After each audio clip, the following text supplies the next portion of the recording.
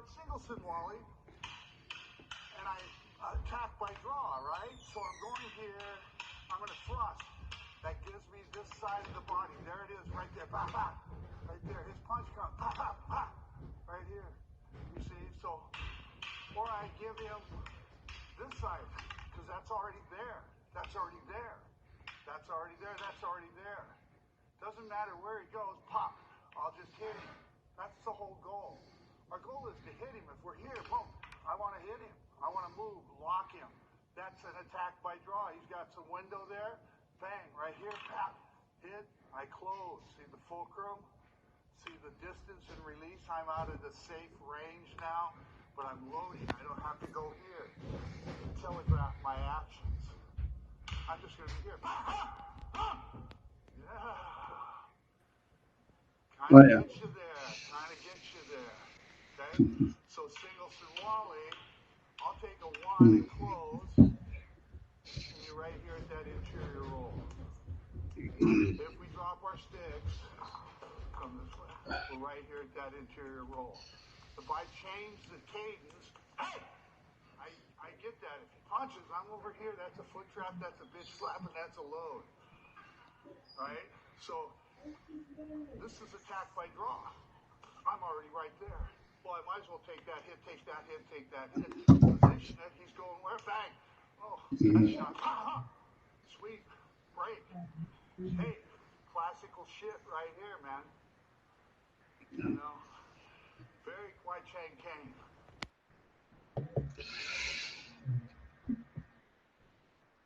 Good evening, folks. Welcome to FMA Discussion. This is episode 390, and today we have the pleasure of having Datu, Kelly Worden, and you just seen. And this was some time ago he did that. He was with Brian Zielinski and GM Dan Anderson, and that was a seminar they did together. But one of the things we'll be covering tonight is basically just how he is able just to blend multiple systems and styles, and that. And we're going to be covering that, as well as Modern Knees, what Remy instilled in him as far as his own system, the influence there. We're going to go into his staff work, how he looks at his staff and how that can bridge to other weapon modules and so forth. So I'm looking forward to this. I think it's going to be great. And if you were watching, tell us where you're watching from. Smash that like button, and we're just going to get started. Without further ado, I'm going to be bringing them up. If you put questions in the comment section, I will definitely get to them. But if they're not relevant to what we're talking about, I might wait and then post them and all that. But here we go. Datu, Kelly Worden. I'm here. Hey there. How you doing, Dean? Good. Good. And I want to thank you again for coming on. I'm so looking forward to this. I figured I took a little video clip there, as you saw, just so folks could see what we were talking about on the test run of you blending these multiple styles and just your fluidity going through them. So I wanted folks to kind of get some visualization of that. But before we get into all this good stuff, just for the folks who might not know your overall martial arts background, quickly, what is it? Oh, dang. Well, I started getting beat up around 6 or 8 years old, and I really remembered that, so inner city Tacoma, that type of thing. My dad was ex-military, stationed in Germany. He was a field medic, pretty tough old boy. There's just a lot of post-traumatic stress factors back in World War II that we never were, aware of, that type of thing. And I had an older brother that was meaner than Rattlesnake. And so it kind of filtered down to me, and started boxing early on at South End Boys Club, which is now condominiums, the whole football field I played, baseball field, and the building itself. It was funny. I thought I was fairly stylistic in my old school style of boxing, and you get thrown in. There was a redheaded kid that he'd just duck his head overhand windmill me, and I had no idea what Choy Lafut was. But then, but that's what it seemed like now that you know what martial arts is. But yeah, you learn to fight by being defeated and being put in your place or being slapped around, intimidated, and things like that. So I think, we're all innocent kids until we run into our first bully or 4 or 5. And grade school is always pretty cool. But as soon as you hit junior high and all that crap Middle filters in school. from other schools, it just becomes a complete different way of survival. So it was in junior high that I got exposed to, uh, well, we called it dirty fighting, and that's when somebody kicked you in the nuts, and you're like, "Oh, that's karate." Mm.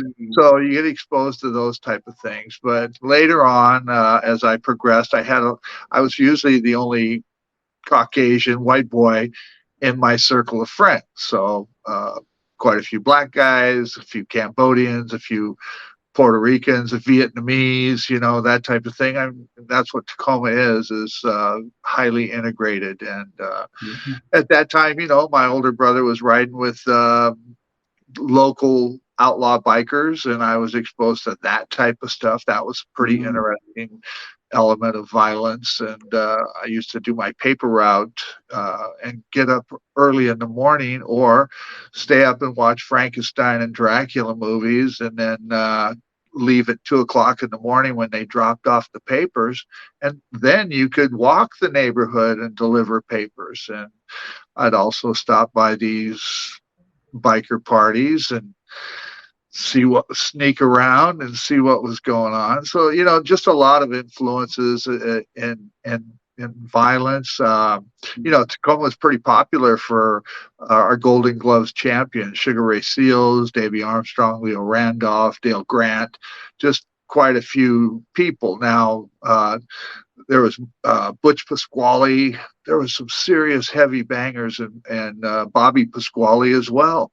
And an old dude, flat nose, him and McCurdock. I wrote about him. I mean, this is back when I had a paper route, but these guys would stop me and go, "Hey, put your dukes up, kid." And, both of them were pretty famous boxers. So boxing was my first forte. And anytime the alley comes into play and you're defending your honor to walk home, that's when the ground and pound came in. So, and then we got a little bit of wrestling, catch wrestling mostly. And then as martial arts progressed, I was exposed to Isshin-Ryu karate. But my initial teacher, Ed Lewis, was, nationally rated point fighter, but he was an inner city guy. His mom was Japanese or Filipino, and his dad was an ex-Korean War vet. Great story there, a tragic story, but yeah, he was in the killing fields, and he was definitely disciplined. Ed and the other brothers. Kerry Lewis was another one of my Isshin-Ryu instructors, his older brother. So we were always integrating whatever was happening, mostly off the east side of Tacoma. The South or the East Side Boys Club at that time. I kind of directed my focus from the South End Boys Club to the East Side, kind of an ornerier side of town. But yeah, and then martial arts just continued to evolve. We got exposed to a lot of different things. So we could cover that. I want to make sure you get your opportunity to get specific with me. What, Sure. Yeah. I just figured for the folks, just they would get some chronological before we get into, the stuff with your JKD and then, of course, FMK. I called a lot of that poor boy JKD. So when it was getting exposed, hey, we're just inner city kids, and we're grabbing and snatching. Well, we'd get together, and there was Taekwondo guys, there was Gojo Ryu, there was some early Kaji Kembo. So we were just beating each other up more or less. We made our own safety gear before safety gear was out there. We wanted to be able to kick. We wanted to be able to grab. So we just did heavy foam wrap and then finger laced it, just like we were doing hand wraps in boxing, but we had knuckle pads. And, I mean, it used to be an old saying, no cup, no mouthpiece, no control. Let's go. And there was a lot of truth to that. But, I mean, our goal really wasn't to beat the shit out of each other, but it was to dominate and see what worked well against each other's style, more or less. Yeah. So you definitely had the philosophy there for our JKD, and looks like it was MMA before MMA was, known or whatever. Oh yeah, we were in the downtown boys club gymnasium, and the even though the canvas was originally canvas, it was more duct tape than it was canvas. So, yeah, it was kind of low budget, inner city, urban, martial experience. Wow. I didn't realize you grew up inner city. Wow.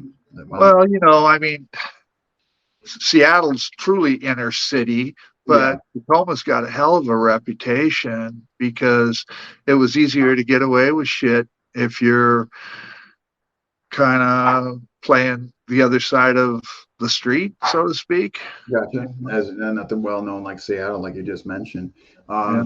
So there was a lot of great things that came out of the test run, and so this is going to be jam packed with just stuff. But I definitely, want to cover, when you kind of segue into, and other stuff can come into play, your other FMA influences. But Remy, how did that come about? You meeting Remy and Well, actually, see, I had left the Yaoma Nomad. Ishinru had evolved, and Ed was my teacher for 8 years, and I followed him where he went, and he transitioned into a system called Nomad, Yaoman Nomad. So Yaoman just means nomad, but he needed an Asian sound, I guess, to it. So it used to be just Nomad, and we were wanderers of the art. So he was experimenting with this, and this, getting his Filipino stuff in there. We did Tai Chi Bagua, Chunin Wei, which I don't know, a lot of people know who Keith Hirabayashi is. Sometimes in the movies they call him Keith Cook. He was the bad ninja in Beverly Hills Ninja type of thing. So Keith, now he isn't the same age as us, but he was a student of Roger Tung, one of the first guys to bring Wushu into the United States. But he also had core arts before he went into what I would call performance arts, so great Wushu practitioner. But he also had dynamic Chinese influence. We lost touch years ago when I was at the UMAC fight in Vegas. Lo and behold, I bumped into him. He was running a casino or something like that, And at the same time, I was with Maurice Smith, and we met Randall Cunningham, Robert Goulet. I mean, everybody who's who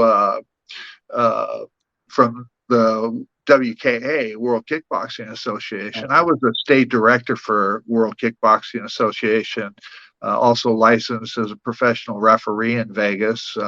Did some refereeing down there. Had Joe Corley razzing the hell out of me. Bob Wall stopping me in the hallway.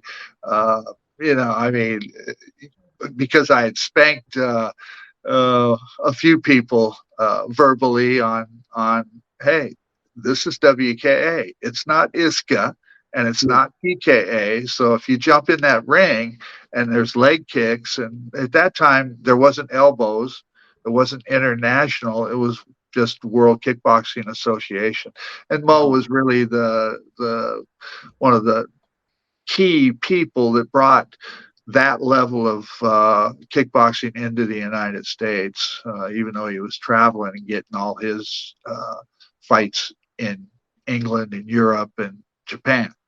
So I don't know, man. I mean, it's tough to just stay into one specific area because everything was such a huge influence with me. But I guess getting back to Ramey, of course, I had my own gym. It was a boxing martial arts gym, and Ed had actually brought in Superfoot Wallace and then brought Ramey Prasis in. I was training with Kui Broca at that time, had my gym with Sugar Ray Seals when Seals was still fighting pro. So we were integrating that stuff. Mostly it was Seals Ring at that time. So we just had our session, our days and weeks and nights, and we did most of our training in the ring. So through Cooey, I was able to meet uh, Professor Prasis and chit chat, but I didn't cross over to that system until after I went down to Oregon and attended a seminar. That was probably 82, something like that. So, but I'd met him earlier on. Who could understand him? I often say the first generation guys also are in charge of translating what the Taglish or Tagalog English is. What's that mean? Oh, okay. That type of thing. So, but Ramey was good at Americanizing the art. So Yeah. I mean, just the way he spread it throughout the tradition in school. So when you did cross over to him circa 1982 or so, what did you see? What resonated with you regarding him where you uh, wanted to go deeper? yeah, well, because the exposure I had, well, first the Arnie's exposure was Kaji Kembo stick tricks Okay. and stuff like that, Kempo stick tricks. And Ed Parker was a close or a good friend of Ramey Price's. So I knew a lot of Kempo guys, and through that we exchanged stuff. But when I initially engaged with Ramey, it was like, my gosh, what was number one? Because he would show such a flurry of stuff. Where with Cooey, this is number one, just do that. This is number two, just do that. So there was 12 disarms for the 12 snakes, or for the 12 strikes. Then there was a second set, and he stayed in with raw essentials, a lot of power structure blocking, and as opposed to cutting strikes and that type of thing. So that was an interesting aspect. It wasn't until I started integrating my staff into the combat Arnis that I was like, oh, okay, see, people aren't slipping that power. They're staying there in a static posture. And Ramey could walk right through that. Of course, he understood what it was and why it was. I mean, a lot of people don't understand why you use structured blocks, but if you've already bridged from a Largo, you want to crash with force and power. You want that live hand, not necessarily to support the stick totally, but it's a spring load, like a release. So if you structure block and then you spring off of that, well, that's a kind of different strategy. Now you're absorbing the attack, but your live hand is also closing into very functional unarmed striking. Well, your stick now is starting to come alive at close quarter. So, that's what I seen in Ramey. I seen, wow, and you could ask him what was number one, what was number two. It's all one, it's all two. It doesn't matter. Anything on this side, anything on this side, So he was just, his flow was just so phenomenal and instinctive. That's what it was. I mean, Cooey's combat Arnis was planned strategies. You do this for one, you do that for two. And, as an introduction, that's fine. But in real game, boy, you need that natural flow and that dynamic evasiveness and mobility and spontaneity that Ramey possessed.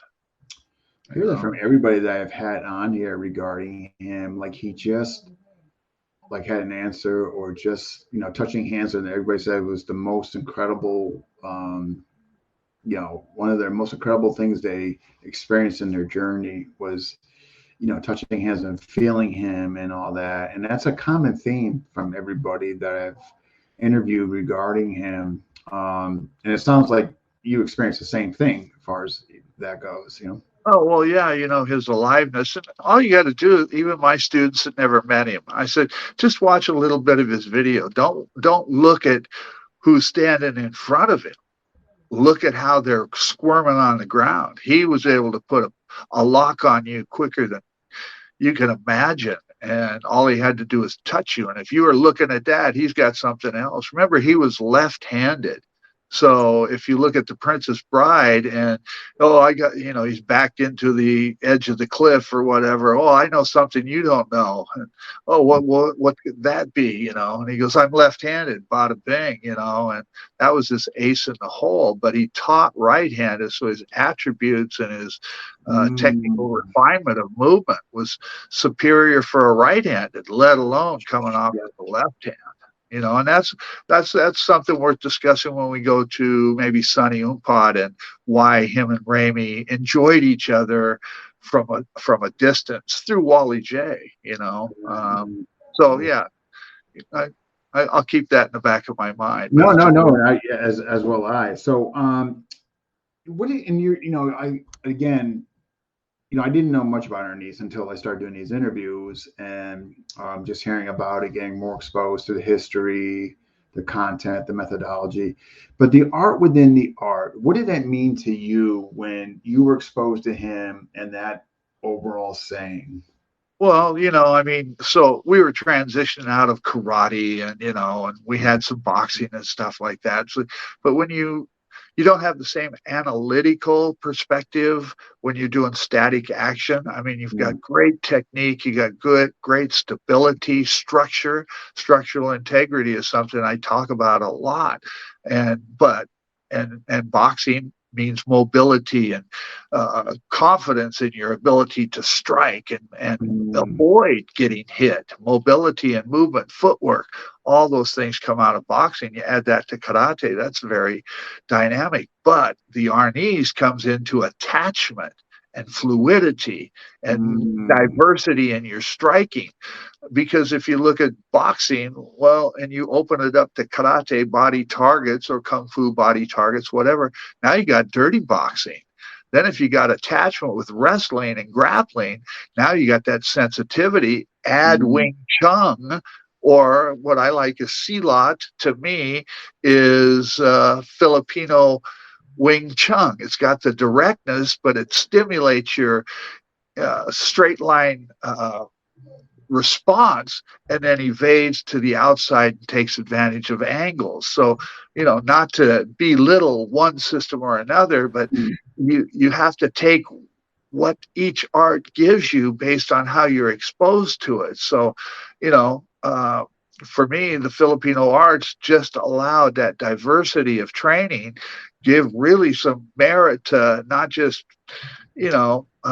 dirty fighting and integration of stuff that's natural, going from boxing, getting in a clinch, going down to a throw, and you're doing catch wrestling, and then you ground pound a guy, and, you might pick up some dirt, rub it in his face, and drop a accidental elbow on him. It wasn't technical efficiency so much as it was diversity and an opportunity to go, wow, look at the science that this art allows you to express, so stuff like that. Yeah, no. It's interesting just hearing everybody's different interpretation on it based on their experience, what it, that phrase means to them. So, that was fantastic. Well, I kind of have a tendency to ramble on and shit, but if I was to say the art within your art, it means an inside block is not an inside block.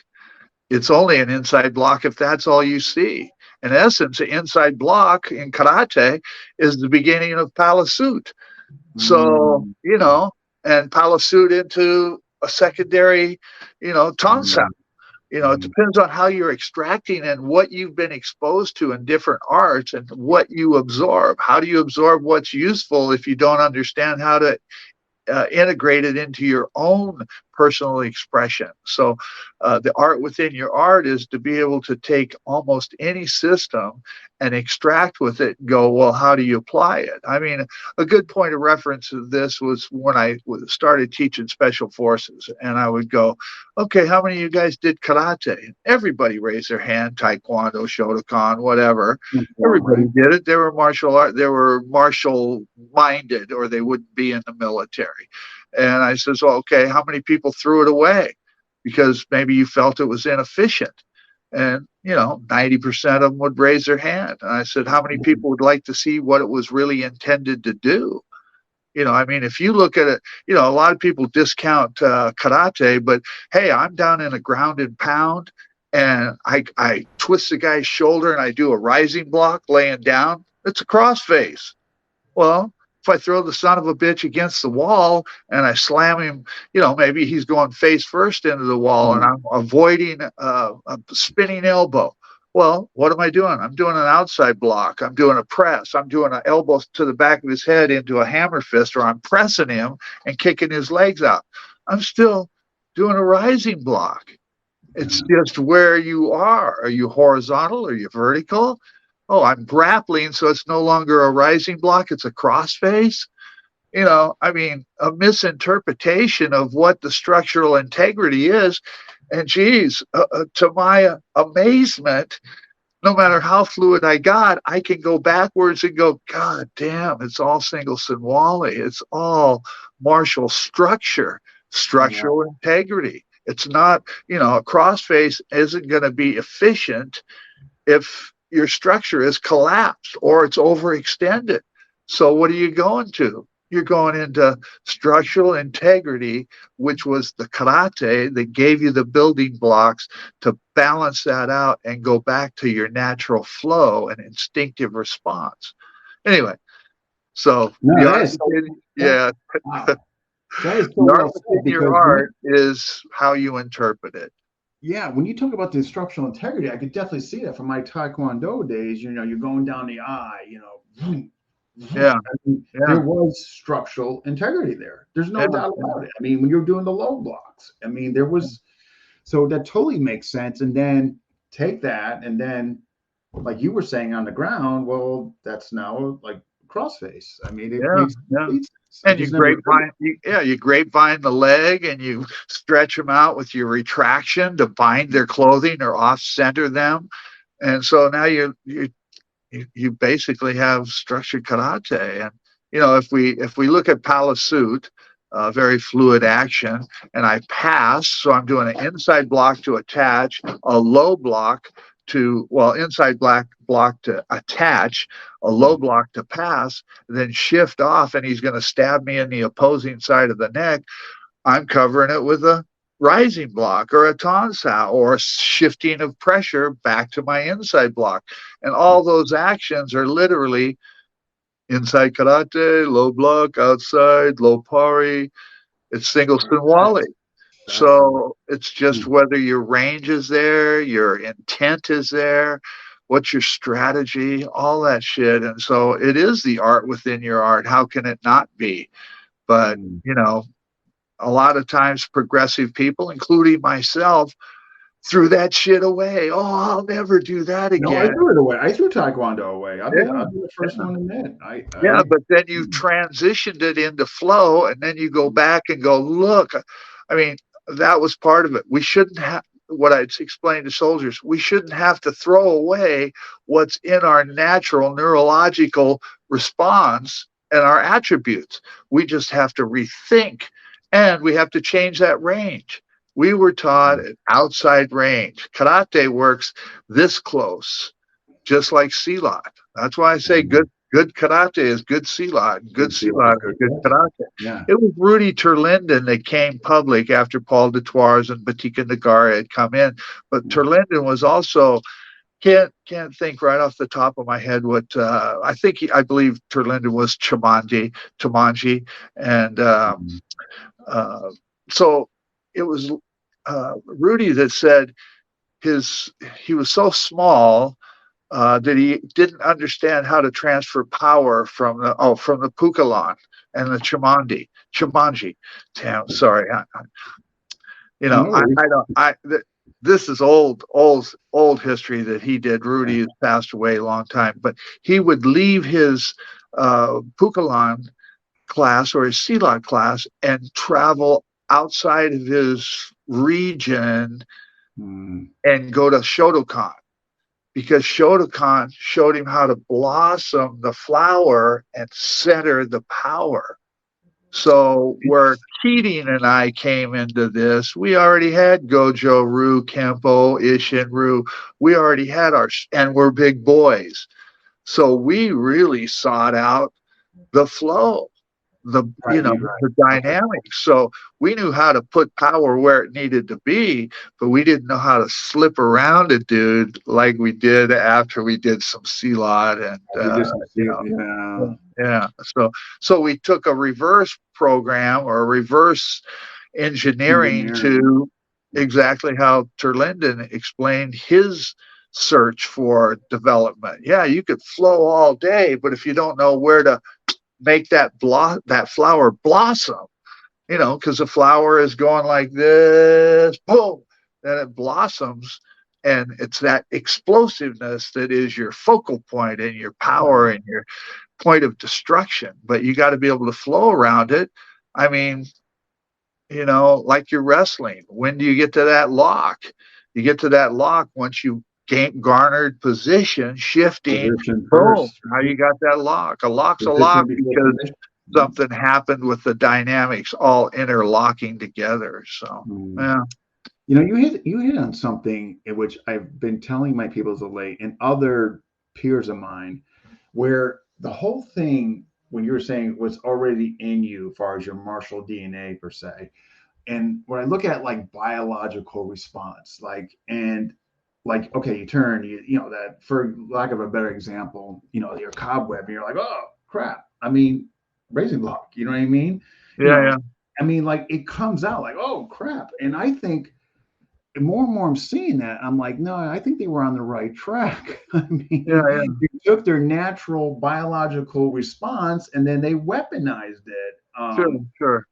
Yeah. Well, Lauer, put everything into his perspective. He did JKD and some other arts, Tony, and he called it startle flinch reaction. I mean, think about it. Something comes low. Oh crap! Crap. Yeah, exactly. And then when I talk to him, I'm like, this 100% makes sense, but it also parallels and resonates with the way you just explained it. Like, why take what's in us and throw it out? Like, Sure. I often explain it like my daughter was. You teach people how to unload the dishwasher or do dishes and put them in the cupboards. Well, I'm pretty anal when it comes to, I want the big glasses here, the short glasses there. I would have never got, oh my gosh, that's funny. Yeah. So everything's got to be kind of in its own spot. My wife would probably argue about that. Yeah. But so you open the cupboard and something falls out. What's your first instinct? Absolutely. Well, to me, that's a thumb to the eye. That's a heel pop. Right. Yeah. I mean, so that's reaction. And getting back to Tony, I often chuckle. Yeah, you could put a name to it, startle flinch reaction. Well, how do you deliver a staff movement? You deliver it like that. How do I engage a silent fighter? That's number one. That's number two. And I take those positions and I'm going, okay, how does this relate to anything? I'm covering and hitting. I'm just not extending my cover, that type of stuff. So now you just start relating it, as you say, to natural movement, and again, tie all that in. How is playing basketball and stealing the ball not a belly slash? With the knife, you're trying to steal the ball and you're just slashing at that guy's belly or slashing up here by his face. You're stealing the ball, I mean, and your footwork and mobility, if you had a, strategic or a strict orthodox or unorthodox, you can't play orthodox or unorthodox lead foot in baseball or basketball or baseball. Actually, you need that center horse posture, like if you're playing shortstop. Are you going to put one foot? Yeah, you can put one foot forward. No, so see how. So I try to teach people to play the other sport. If we were playing tag, as kids, but we set perimeters, we couldn't go outside of this box, and we had to use evasive movement, body shifting, and so on and so forth. How's that not rope-a-dope, or how's that not body targeting with the knife to evade and shift and blend in with your opponent's actions? Oh, it So is. we have all that just from being kids and playing, but then Yeah, we some become people. martial artists. And then they like, Interesting. we gotta remove all. Yeah. Interesting enough, it's kind of a negative analogy, but interesting enough, we leave home as adults, 18, 16, whatever. I Mhm. left early, but, and then as soon as we get out of the house, we let some other dude, because he's wearing a black belt, become our mama or our daddy. Oh, And now he's dictating to us. Or, a 13-year-old kid, he's got his black belt and he's telling us what to do, yet the motherfucker ain't ever had a job and he's still living with his mama. He might have good physical skill, but, if you ain't got life experience, then mm, you can't really educate me on my defensive strategies of where I have to survive. I mean, and that's one thing we lose as we're children, because we're true. The children are the ninjas of the world. They're the ones that are forced to have to go to school, even though they know some son of a bitch is looking for him to take his lunch money or something like that. mm, But see, as adults, we can decide, well, I'm not going to that grocery store. I think I'll just drive to this other one. mm. But kids are forced to be in that environment, and we're not giving them enough empowerment to truly survive. And if a bully screws with them, then we throw them out of school Yeah. instead of letting the Instead of kid. empowering the kid. No, I Yeah, know. exactly. So there's a lot of misconceptions of how martial ability is defined and refined. And, it has to start early, you know? I It's mean, fascinating. Just, yeah. So styles I'm are just cool, fascinated man. the way Styles are your cool. approach on it. You know what I Yeah, mean? yeah. Wow. I just never heard anything. I mean, it resonates, obviously. I mean, as well. And we got a ton of comments. And I'm sorry, folks. I've been so intensely paying attention to Datu here. We got a bunch of. All right, we got Dan from Pennsylvania, Chris Nolly from Georgia, Kurt from Alaska, Frank from Connecticut, Bob Fulmer from Chicago, Brian Canada, Georgia, Rocky Hazowick, you must know him. We got Oh, Brown from Orlando. Must be nice down there in the sun.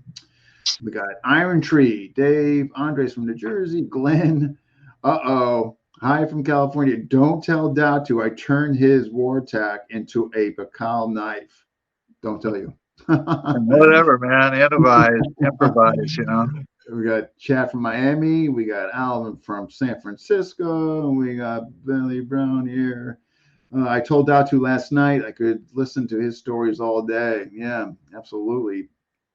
But let's point out how good Guru Dean has gotten over the years on these interviews. What do you mean, my early days? Yeah, I know my early days. They were pretty rough. But that's, Yeah, I told Billy, I said, yeah, you can listen to my stories all day and you don't have to wear rubber boots or hip waders. oh my gosh. Yeah. And he's done a great job. I really appreciate those kind words, Billy. And I watched him. I also thought of an episode with you and basically interaction in forums, kind of a theme episode. I'm still working on it though. Brian Canada, it's all human motion. Chris Nolly, it's all chicken. Some fry, some bake it, some grill it, but it's all chicken.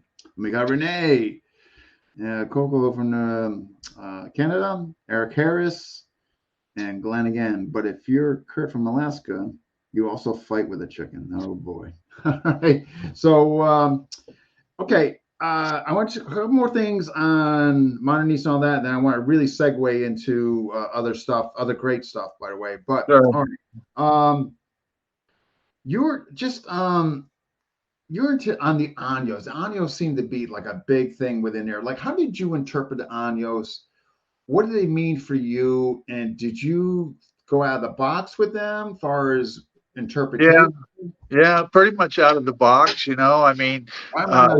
if you went to a camp, everybody there was a different practitioner, but they were using modern arnis as a connective tissue to expand the depth of their art, and early on I was, you know, I wasn't really accepted. I was an outsider because I was coming in from Cooey stuff.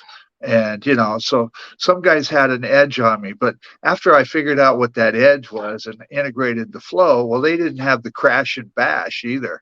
They didn't have the nut sack to just blow through the center line and just take advantage of a heavier stick or less mobility or getting caught in the middle of a circular flow when somebody else is just barreling down the center line. And so, I seen the Año and I seen how it was being interpreted, and Ramey would teach you elements of it. If you look at Silat and you're doing a juru is an isolated element of one sector of the Año. So Año is linked together like a high-end kata, or a basai dai or something like that. It's a lot of sequences linked together. That's how people misinterpret it. Oh man, that's just a magical dance. Well, you take one little piece. And of course, if you didn't get to see Ramey all the time because he was a gypsy, I videotaped everything. And Ramey would go, "Oh, you've got the computer mind," and I was like, "No, I got the video camera. I videotape everything, and then I actually teach it." And then there's a whole art to interpreting video. Which was through Full Contact and doing interviews and stuff. People would send me their videos and I'd have to interpret it and say, well, maybe this, maybe that. I mean, that's kind of how me and Keating became friends. I interpreted what he did, and I said, man, you could really benefit from some Wing Chun, or you could benefit from this. And he had trained with Inosanto and Ernesto. He had never worked with Ramey, but so I look at Decadino, which is deflect, check, and hit, and now I apply that to boxing.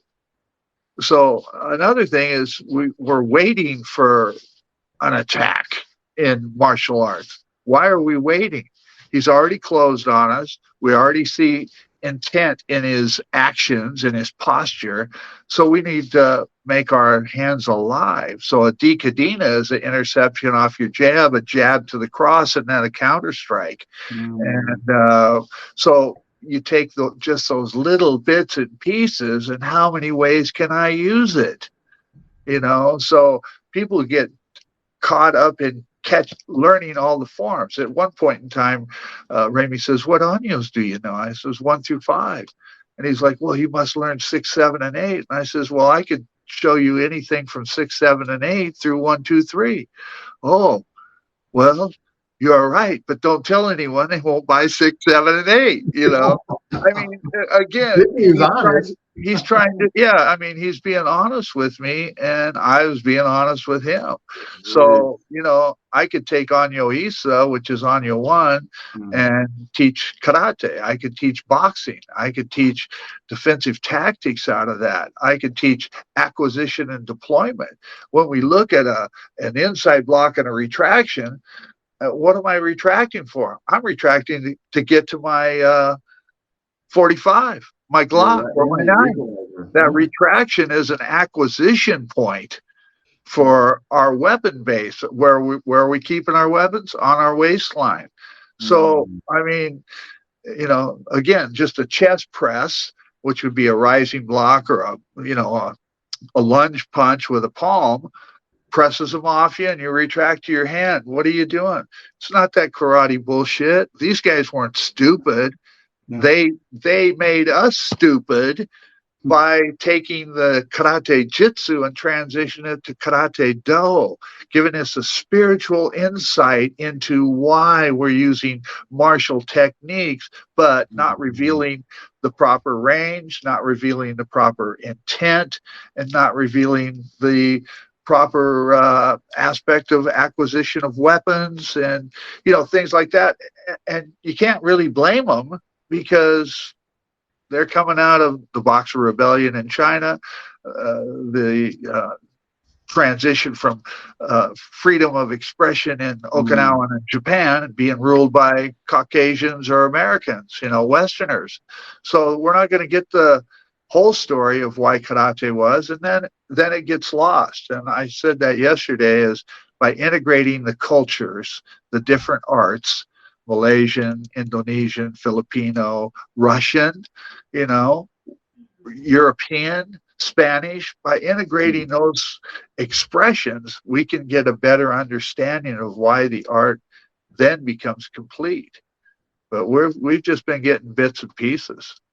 So yeah, I mean, you touched upon something that it seemed like, and I don't know if this went across the board or maybe this was just a personal connection between you and Remy, but it seemed like he really acknowledged certain things about you. And the reason why I'm bringing this up, just through the message you sent me, like it actually, like he seemed like he learned from you, and there seemed to be this flexibility with him, where way is not way, but that he would actually really appreciate a student who was looking outside the box per se and could adapt to them and actually maybe take from them to benefit his own journey. Is that fair? Like, oh yeah, yeah. You know, Ramey learned from everybody. I mean, he was a master thief. Wally J said that. You know, I mean, you know, when after Ramey passed away, I went to San Pablo and did a event with Ramey Jr., Demetrio, who nobody even knows anything about, but I kind of considered Demetrio the golden child of the Praces family. He was tough, had a Marine spirit. Ramey Jr. is, you know, a professor, college professor, you know, and he's a lot like his father. I mean, people, you know, all the Praces has had to get defensive because they were just trying to come out and be a part of their father's life, you know, at the end. And, you know, I mean, I was there and, you know, arranged the meeting. Nobody would tell him where Ramey was.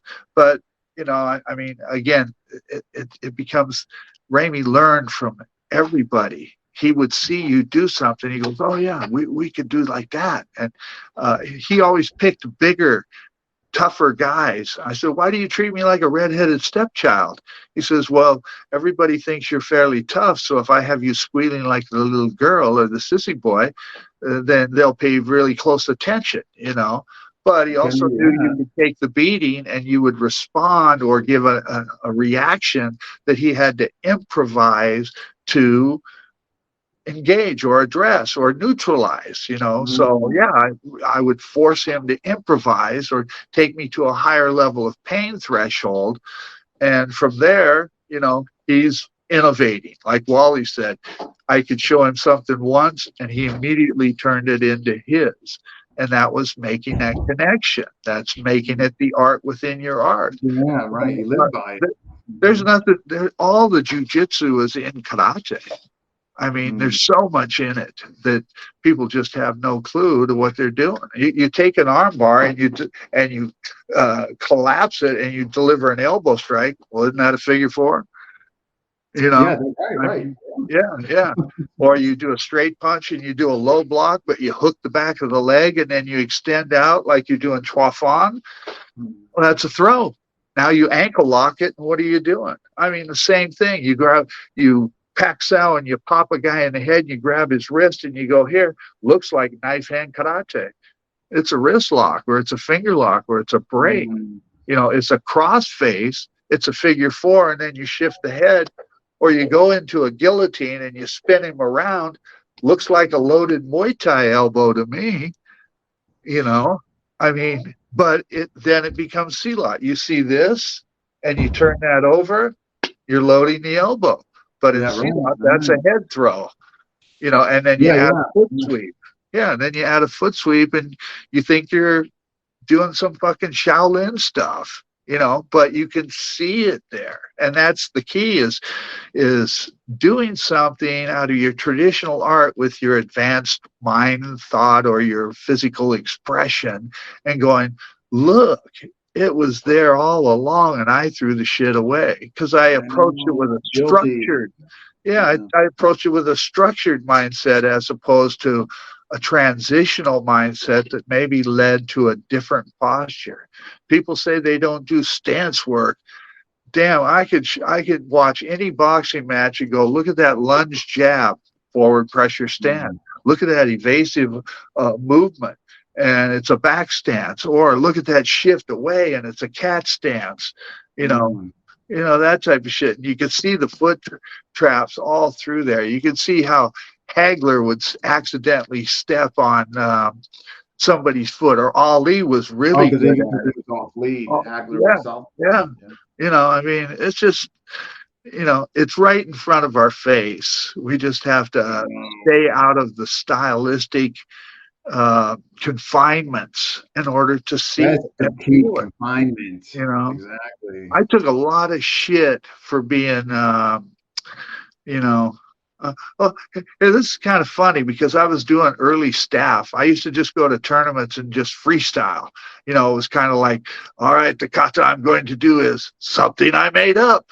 But if you say it like you're Japanese or Okinawan, something I made up, they're like, what was the name of that kata?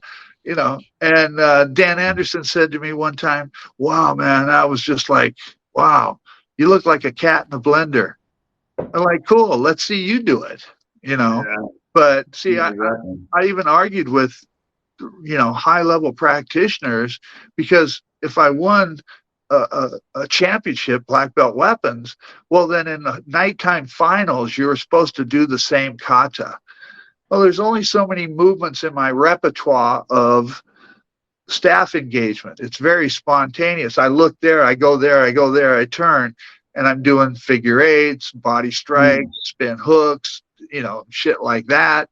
And there's only so many in my repertoire. So I'm just freestyling it.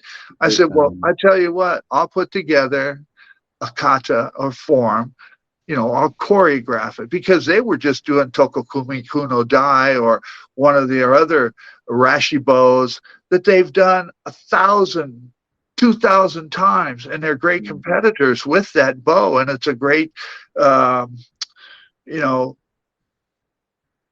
historical element. But let me see you freestyle. Let me see you really fight with that thing. And so that was the form I put together, and Charlie did, so that was one of the, that was the, yeah, I said, okay, I got this set. Now let me see you guys freestyle. Yeah. They just stood there with deer in the headlights, because they didn't know how to freestyle. So, but I tell you, you look at, and my staff ain't shit compared to some of the European stuff. I mean, I look at Russian bow work and staff work. I mean, there's a whole lot of arts that just aren't being exposed. And we look at UFC, we ain't seeing the heavy hitters in Russian sambo. These guys are brutally ruthless, and they have integrated so many different elements of their art. I want to also touch on the sambo wheel, because you asked me how I connect the dots, I connect the systems, or the art within your art. The sambo wheel is the same thing as the art within your art, or subsystems, connecting the systems, because you have to realize where your weak point is in your system. And then you're integrating that subsystem mentality. And then to validate your subsystem, you're actually developing one of your students that has that natural attribute, like Charlie. I focus more on Charlie, or give him more elements to the staff and the Sabat, because he gravitated to it. I have other students that are great Wing Chun guys, came with Wing Chun in their art, came to me for the Filipino art. So I turned them into my Wing Chun guys. The Muay Thai, the same thing there. I want you to be a Muay Thai specialist. I'm a little bit old for my Muay Thai teaching anymore, but shit, I went through kidney failure, I went through cancer, I went through serious motorcycle head-on collision, 4-car pileup in my Jeep after the motorcycle accident. And none of this shit was my fault. Just a victim of stupid people driving down the road, texting and other shit, So, but yeah, the connecting the systems, the sambo wheel is a good way just to take, you take the 8 angles of movement, and you go, which one's your majors? So let's punch, let's kick, let's grapple, let's do standing grappling. Okay, so then you sector off and you go, I need knife, I need stick, I need staff, I need improvised weapons. You just created your own Sambo wheel. Now you have to find who's going to influence those given areas. Who's going to Well, fill those it could be trapping, it could be your low art, you know. So there you go. You got that's a Sambo wheel, and that's kind of how I dissected my stuff and kind of put the shit together. But it wasn't like, oh, I think I'll head to LA and get the best of the best. I call that silver spoon. If you got the money for silver spoon, that's really cool. But will it give you the gusto, the grit, and the balls to really integrate it into your art? The hard way is the hard way, is the real way. Not just silver spoon. I have a student that roll out, never make it to a fucking summer camp, even though he lives within a 15 or an hour drive. But he can fly over to Beverly Hills or L.A. to I'm bringing the best of the best, especially from the Northwest. Keating, Anderson, Maurice Smith, Jesse Glover. I brought a lot of people into my camp. It's a who's who of everything. And, but, how do you value what? So, I value his support as, hey, why don't you continue on with your path, man? See what's there. So, no. So, I got a question here, Datu. And the question is, how many Datus did Remy have? Yeah, no, there was 6, man. It was Shashir first, and then it was me. Then it was Rick Bongson Jornalis. There was a big void after me, and then Rick came in, and there was another void. Then Dieter came in. Then out of nowhere, David Hoffman, and then Datu Tim. So there was 6. There was plenty of time, between 1988 to appoint more Datus or figure out 10. I mean, if I was to maybe step in there and list, I would have said Tom Bolden should have been one. At some point in time, Billy Bryant. Not sure what all happened, but something with the judicial system, let's put it that way. But Billy was a talented guy.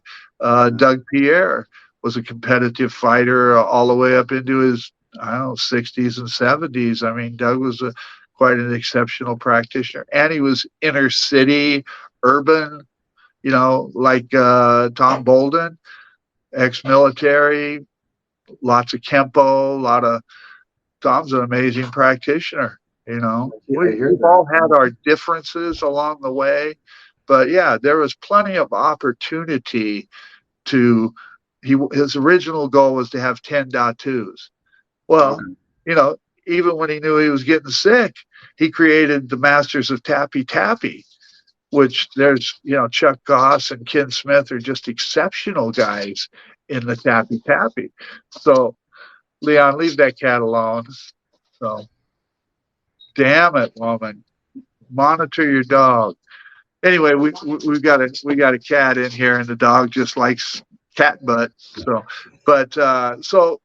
So yeah, the goal was to have 10 Datus, but you'll see the years in there, and now it's being given away at the Ramey Graces Hall of Fame with a photostatic copy of Ramey's signature. Dudes, if you're listening to this, I think that's bullshit. You just can't. I can get that off the internet, probably, forged documents or whatever. Nobody had the right. And I told Michael Bates that. He asked me, hey, well, what do you think about giving out Datu titles? I said, well, I think that Ramey had plenty of time to make that choice and that decision. And gee, he could have probably given one to Michael Bates, but he didn't. Right. He could have given one to Bram Frank, but he didn't. Right. So it really comes down to how good is a piece of paper with a photostatic signature. And, you know, Yeah. so as much as we're giving away grandmaster and master titles, you know, you could be a second degree in Arnis and go to a pretty well balanced karate school and just impress the hell out of them. So you Mm, could literally go to the Soki Hall of Fame and go, wow, look at my Arnis. And, you know, well, these guys are masters and grandmasters of, you know, karate systems. So Filipino martial arts looks very exotic. And next thing you right. know, you got your master title. You went from second degree to master. To, Then the to following year, sixth degree. following year, you did a few things, and now you're a grandmaster. You know, you're a Soki. You know, well, it's Soki Doki with me if it's Soki Doki with you. But Mm, that's as far as I allow it to go, you know, and it's unfortunate that, you know, like Professor Trigg, somebody put Professor Trigg in the Soki Hall of Fame without his permission. Next thing you know, he's in the manual. You know, did the same thing to me. I didn't attend the Soki Hall of Fame, but I'm in their manual as a respected Soki or a Grand Master or some mm, bullshit. And it's like, you know, you take a few people to add credibility to the group. Oh, well, let's just freely induct them. But you're really yeah. paying for that. I mean, that's part of it. You're putting some money in somebody's pocket to go to this Hall of Fame. And, Yeah. you I know, mean, I did I don't one and I know about never that. did any after that. You know, I started to understand what the hell was going on and really didn't mean that much to me. So I probably get 10, 12 inductions to Hall of Fames a year, but, you know, I don't necessarily feel that famous. I feel approachable, and I think that's important. Yeah, right. Wow, well said. When you, okay, you create your own system. This is a kind of multifaceted question. First aspect is what from modern niche did you incorporate into your system? It doesn't have to be tactics or techniques. It could be a way, a methodology or approach. Oh, there you hit it right there. Yeah, yeah, it's Ramey's teaching method. Okay. That's really what it is, that conceptual ability to extract and apply, and then, you Mm, know, take the students that come to me, you know, because I had a lot of guys that came to me, Tim Keating, for instance, you know, hey, would you come over here and teach this? This is, dude, you got it all. The only thing you need to do is take that subsystem approach and integrate this and integrate that. So, you mm, know, that's when he reached out to David Harris and, you know, got access to David's stuff, which come directly from Fook Young and a lot of other practitioners. And, you know, there's footage out there from David at the water. Well, it wasn't the water and steel. It was a warrior retreat, Wenatchee in the mountains. But yeah, no, it was Ramey's ability to integrate and extract and connect different things. And, you know, I mean, mm, I was kind of doing that when we were in the Yalma Nomad. There's no doubt about it. We were integrating or balancing our JKD more okay. of in a fighting way because we did so much sparring and fighting. Uh, but also in the ability to extract and pick that up. Hands like clouds. You Mm, know, I mean, Tai Chi, Bagua, that type of thing, walk in the mm, circle and, you know, and then really just finding those connections and why they work so well. And, you know, how you blend that right into boxing or, you know, a chair, salt shaker, a tequila glass, you know, a mm, bar stool, you know, that type of stuff. And, you know, it just became a natural approach. Part of it, again, gets back down to that poor boy stuff. We took what we mm, could get our hands on, and then we right. really, really valued the little pieces that gave us a connection or an insight into why that style or why that method was so much unique, even though it was still part of our natural Mm, attributes that we'd refined over years of karate and boxing and wrestling and things like that. So, you know, Jesse Glover was amazingly influential in that as well. mm, You know, as was Bastilio and Lukey Lukey and Leonard Trigg. I mean, Trigg mm, came into my life when I was with Cooey. That's how I met Trigg. was he showed up with a trunk load of in his '69 Chevy Impala. How many sticks can you get in a trunk of a '69 Impala? It's A a big, big shitload, trunk. man. It's a Yeah, those are big, yeah. big trunks. 3 bodies and about two, 600 sticks. I Yeah. mean, yeah. So yeah, and everybody had something that they added. I think I was blessed because I was pretty spunky and not outside of cooey. That's when I came up with that term. If you're going to be a leader, don't become anybody's boy. And it was because people want to label you immediately. There's nothing wrong with loyalty, Yeah, but right. loyalty works both ways. You Yeah, know, 100%. uh, just like I said, I allow my students to specialize in what they need to do. And I sent Belton to Balintawak. I said, yeah, go ahead and do Paquita Tercia. Hey, man, I think Muay Thai is great. Belton has twisted and turned and done a lot of stuff. I mean, you brought up the Datu title. Well, hey, you know what? One of my friends just retired from Kaji Kembo, more or less. He's had injuries. He's done a lot of stuff. Bob Suttles, longtime Kaji Kembo guy, has done a lot of different arts. Well, he realizes it's time for him to maybe just build Harleys.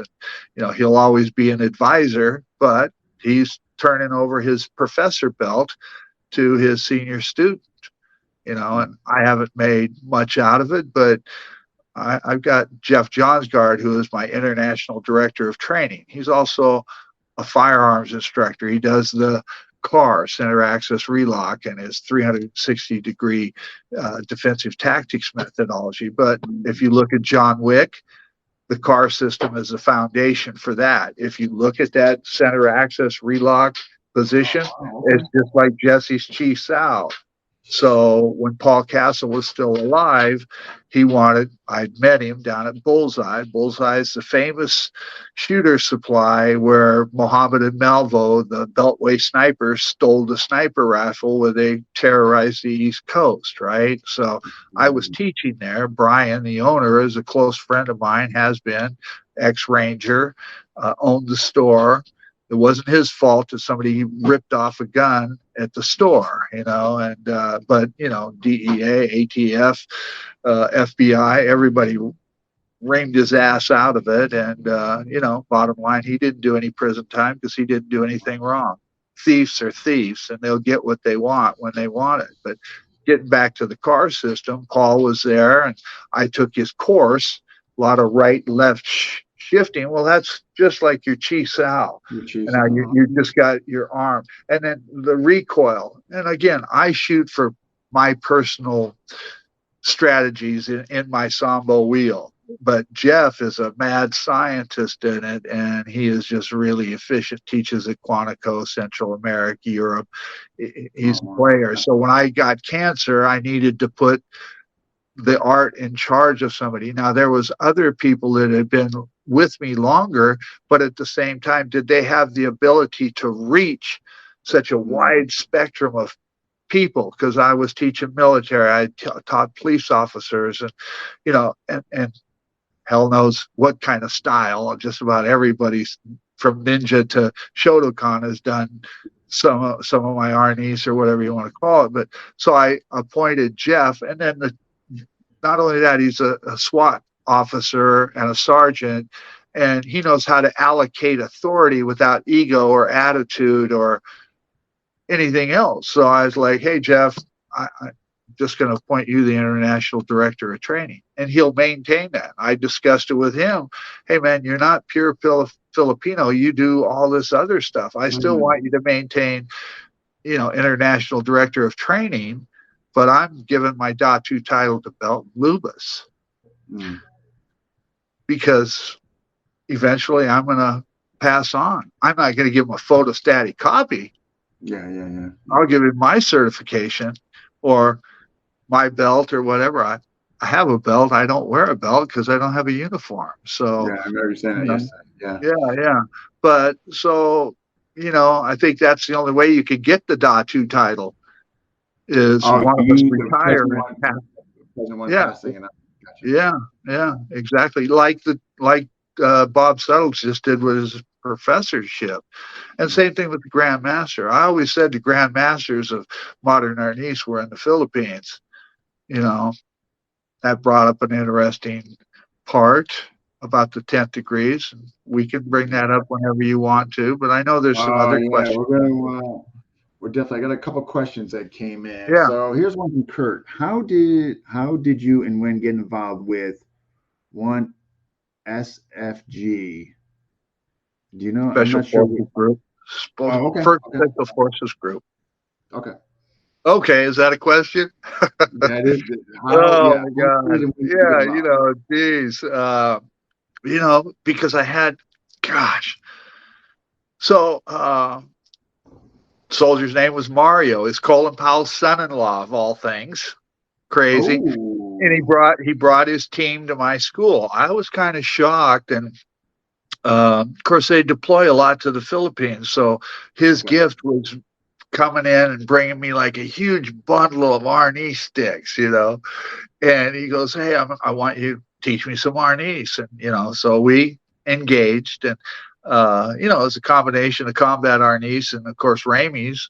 So that was early 80s, 84, something like that. Jeff Kirkham is another one of those guys.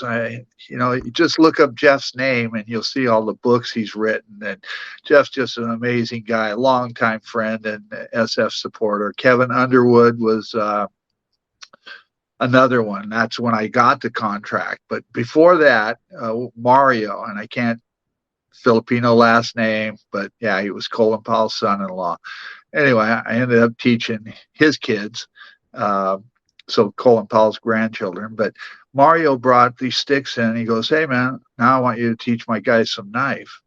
I goes, I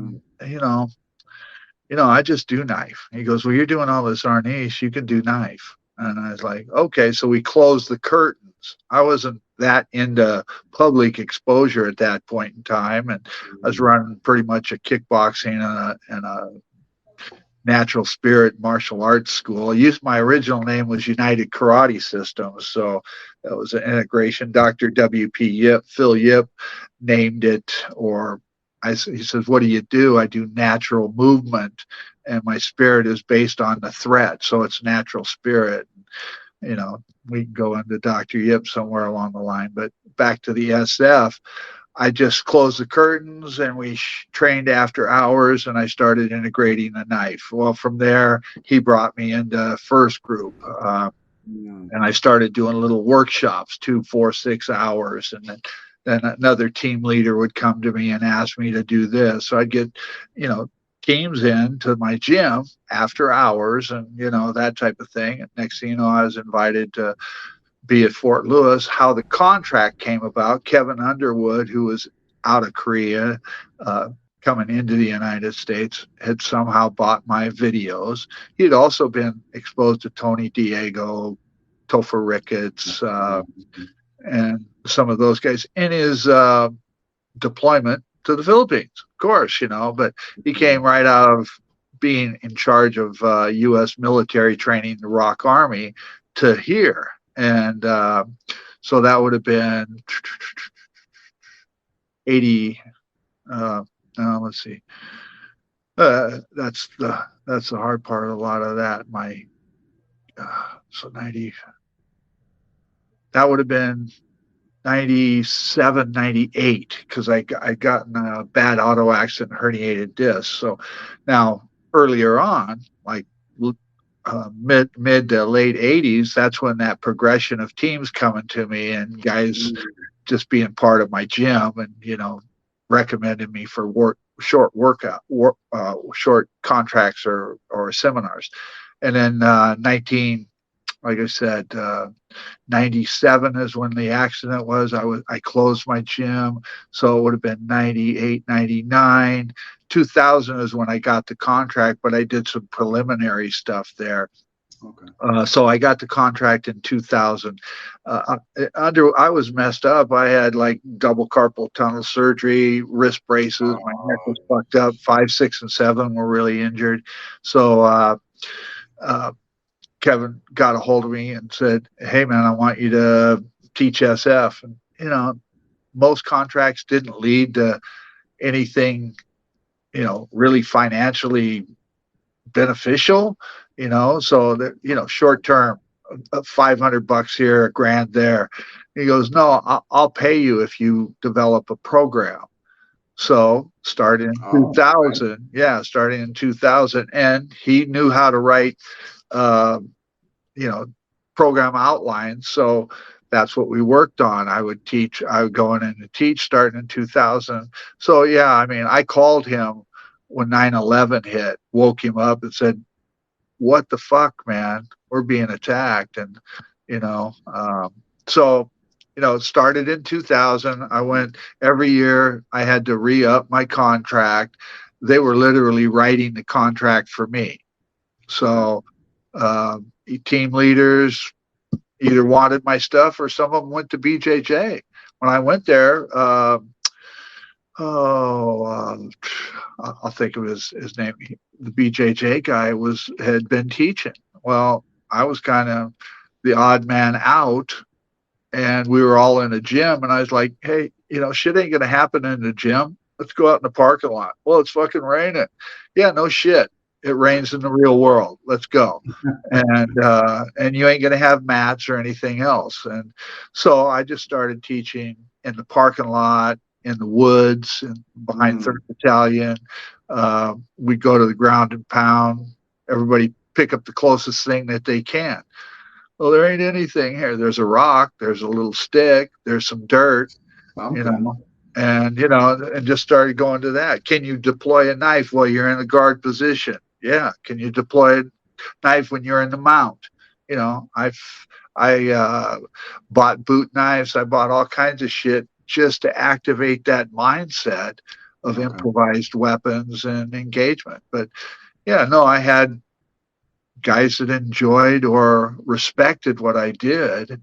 And, so that's how I got that first group contract. It just, literally the contracts that were coming out, and there's people out there that were watching all the contracts coming up. Oh, first group's coming up, but it says I got to be a Datu and I got to be the founder of Renegade JKD. And so the contract was being written for me specifically, which is kind of against contractual standards. But that's how it went. It went that way until Colonel Wint came in, 6'8", and however big that is, he's a big dude, and he really liked Muay Thai and BJJ, but he named his program Defanging the Serpent.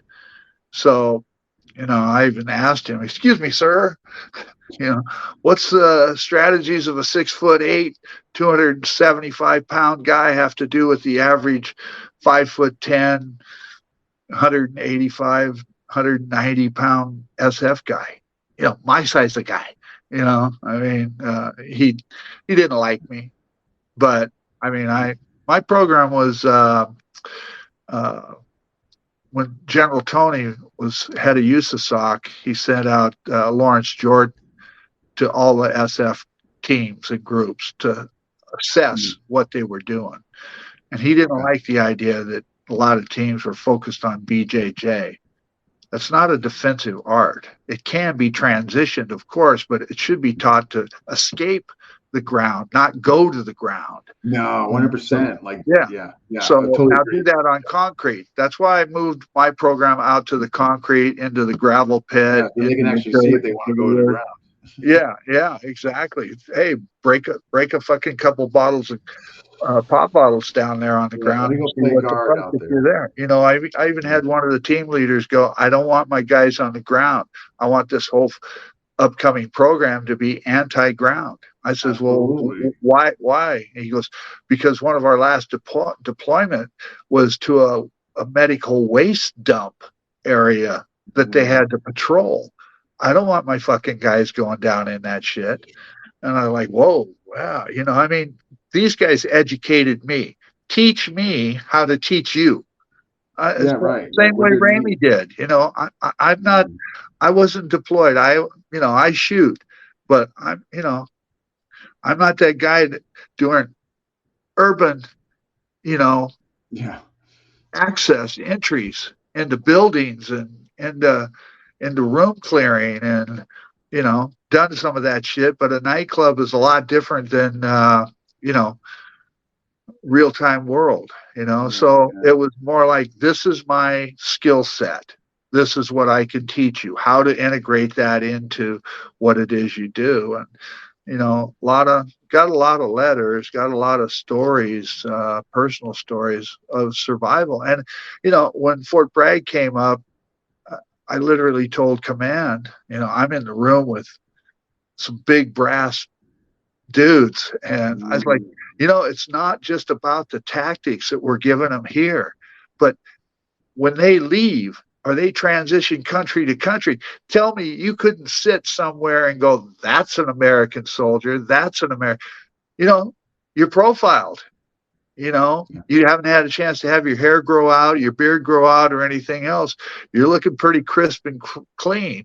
And Yeah. at the same time, a lot of Americans have negative attitudes towards soldiers, cut clean, and, oh, you're a baby killer, you're this, you're that. So you're going to the Safeway store and you're getting your fucking ass harassed by street little punks, you know. And of course, I can relate to a lot of that. I was pretty much a street little punk too. Martial arts allowed me not to go to prison or not to be dead or to change my attitude about a lot of things, to embrace, real world stuff. So yeah, I mean, I grew up a snotty-nosed little brat that thought he was really hot shit. And, the more soldiers I met, the better person I became, and the more I respected what these men have to do, what they have to sacrifice But they to going protect through. our country. Yeah, yeah. So, yeah, and then after 2006, when Colonel Went came in, people didn't take his program. They hired me on their impact cards for 3 months, 6 months, because that's what they wanted was my shit. And Right. that pissed him off. But I was contacted just a month ago from Right. his top combative's assistant. Oh wow. Okay. This is like, this is 10, 12 years later. And he goes, hey Yeah. man, I seen your interview with Paulo, and I just want to thank you for all the shit you did for That's the team, because it no. made a fucking difference. Because I wasn't afraid to go, shove that fucker into the wall, kick his feet out, stand on his goddamn ankle, snap his wrist when you throw him down on the ground. Don't kick him in the face. That leaves a mark. Stomp on his wrist. Break his fucking hand. He can't deploy a weapon from there. So, I was really teaching ruthlessness, but common sense. The camera's always on you. So do damage that doesn't show up. Oh, he stepped on my foot. Oh, he stomped on my hand. Nobody thinks that is a strategic Yeah, he advantage. kicked But, in the face though. yeah, if you bloody his nose and bust his eye open or whatever, then it's immediately, oh my God, look what you did to this poor guy. Right. Yeah, he was going to shank my partner. So, and there's some of those stories. I mean, some great stories. One of my Romero Alonso SF guy, he was down in Central America. He was just doing some of the knife stuff and playing around, and he had a war tack. And one of the Latino guys, Dominican Republic, I don't know where he was actually at, and because you can't tell him, otherwise they're going to have to kill him. But he was down there, and the guy asked, hey man, could you teach me some of that? And so he did. They became friends, and before that guy deployed to wherever he was going, Romero gave him my war tack. The guy came back and said, that knife saved my life, and so did your tactics. So it's just exponentially made the difference. I had new guys coming in and going, oh, they see one of the old guys coming in there and just, again, he was just a fresh green SF guy. I see him 5 years later, and he, scaring the fuck out of me. I guess that's a sign of good teaching. It was when your own students scare the fuck out of you. Yeah, no shit. Yeah, no shit. And so Absolutely. this one green kid goes, "Oh man, where'd you get that?" And he goes, "Well, if you'd shut your fucking mouth and pay attention to the old dude up there, you'll find out where I got my shit." And Mm, it's just that. That's one of the reasons why the SF, the first group, was so respected in the Philippines, because when they went there, I'd been teaching them machete for a couple yeah. fucking years. If you teach a big knife and big movements, it's not that hard to transition that to the little knife. Your attributes are better. Ramey would always say, make it big, because the small actions are just your wrist. You need the body mechanics. If you're running into Mm, flesh or bone, how are you going to pull that through unless you use your body mechanics to accentuate the actions, good point. to maximize your power, Yeah. maximize your retraction. It's not arm power, it's body leverage. Yeah. Sink your weight, spring, classical elements of martial arts, sink, spring, uh, bind, twist. You know, Mm, God, wow. I'm No, I old, got man. another. I Yeah, don't remember all the shit that I do. it's all right. No, no, this is Know. awesome. I got another. Let's get this quick question in, and then I want to go into the 10th degree. So here's Oh the God, yeah. question: do you have katas or dances specific to each weapon? Oh.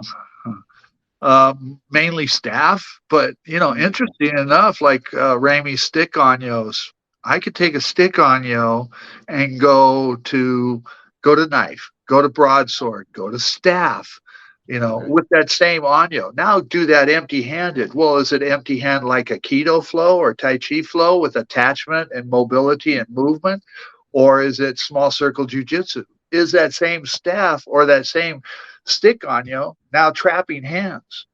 It's Mm, all that. So one Anyo, I can do 6, 8, a spot of the god. There's another expression right there. So, and there's a distinction between a Joe or a short staff and what you can get away with, and a long staff, or transition that long staff into a spear. Now you've expanded that one Anyo into all this shit, all this stuff that literally gives you a different way to express yourself and understand the dynamics of how that transitions, mm, and same thing. You could do that same Anyo with a piece of rope or a belt. So like a sarong, now you're doing the Indonesian tying art, but the Indonesian tying art is also in Japanese and Okinawan martial arts. It's just not emphasized. as it So is in yeah, Finland. I Okay. do I do sets. Everything we do is a set. It's just Mm, how you interpret it. Again, it's that, oh, I just freestyle, I shadow box. yeah. Well, if you Yeah. analyze your movement, it's form. I don't give a shit what you call it. You Yeah. can say that I don't do form. And then as soon as you try to teach somebody, what's the first thing you're going to teach them? You're going to teach them an angle Form. number one. Well, if they throw it like Yeah. Right. You got like a form. bad softball, well, what are you going to do? You're going to say, well, maybe you should bring your elbow in and maybe uh, rotate your shoulder so you get more body mechanics. And don't forget to sink and spring and then fix your stance work. So no matter, Mm, because I went through this game. It is a game. It's a word game. Oh, I don't do forms, man. I just shadow box and I just, I freestyle. I'm into Carenza. Well, what are you doing in your Carenza? Is that a Redondo? Well, yeah, but it's shut the fuck up. I mean, it just gets ridiculous how people, misinterpret what it is they do, because maybe Bruce Lee said form had no value, misinterpreted. Who did he say that to? A lot of his early students, included Guru Dan, were Kaji Kempo or Parker Kempo. Well, can you right. tell what a Traditional. Parker Kempo guy is doing? I mean, literally just by his hand posture, you could tell he's like an Elvis Presley stance. Yeah. Uh, He's a Kempo guy. That's pretty I good. mean, yeah, I mean, it's true, but then again, you get back down to the staff, Yeah. and all these movements become literally shit. It's staff. You lunge with the staff. What do you're lunging with a knife. You're throwing your jab. I mean, it's it's unfortunately, like We I got to get said, on that too, man. Because I was actually wow. Oh, here's a familiar face saying hello. Uh, Belton, hi, oh Datu. God, Belton, is he still in Thailand or is he home? He's saying now in Korea. I just got message to plug in because Datu is online. So I Okay. guess he's in Korea. And actually, Belton, I haven't forgot about you. Still want to do the episode. I'm just trying to tie up this modern niece theme. So, but yeah, Well, you yeah. know So how Belton and I became acquainted. I went and seen Richard Bastilio. I hadn't seen him for quite a few years, and so Belton was working out with somebody, and he was having fun. I think it was a girl, to be honest with you. And Bastilio goes, "Hey, Filipino boy, go with the old man." And Belton kind of drags his feet over there. Oh, fuck, I don't want to go with some old dude. And next thing you know, about 20 minutes later, we go into another break, and I hear Belton out of the side of he goes, "Who's that old guy?" And he goes, "Oh, that's Datu Kelly." He goes, "Datu Kelly, I thought he was a Filipino or something, you know." No, he's the white guy. And yeah, and he probably tells a better story, but you know, that's how I interpret it. But it was something like that. And then, you know, we just became longtime friends. yeah, that's awesome. That's how. All right, here. I just want to get a few of these comments, and we're going to go into the 10th degree.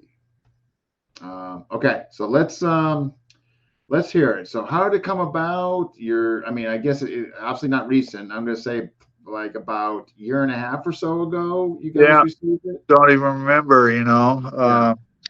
But okay, so Mm-hmm. I hadn't even thought about it. I've always ran my own organization. You Yeah. know, I considered Jim Keating a technical advisor. I probably could have early on. Jim has called me his mentor in many ways. I think the mentor is in I was a Datu.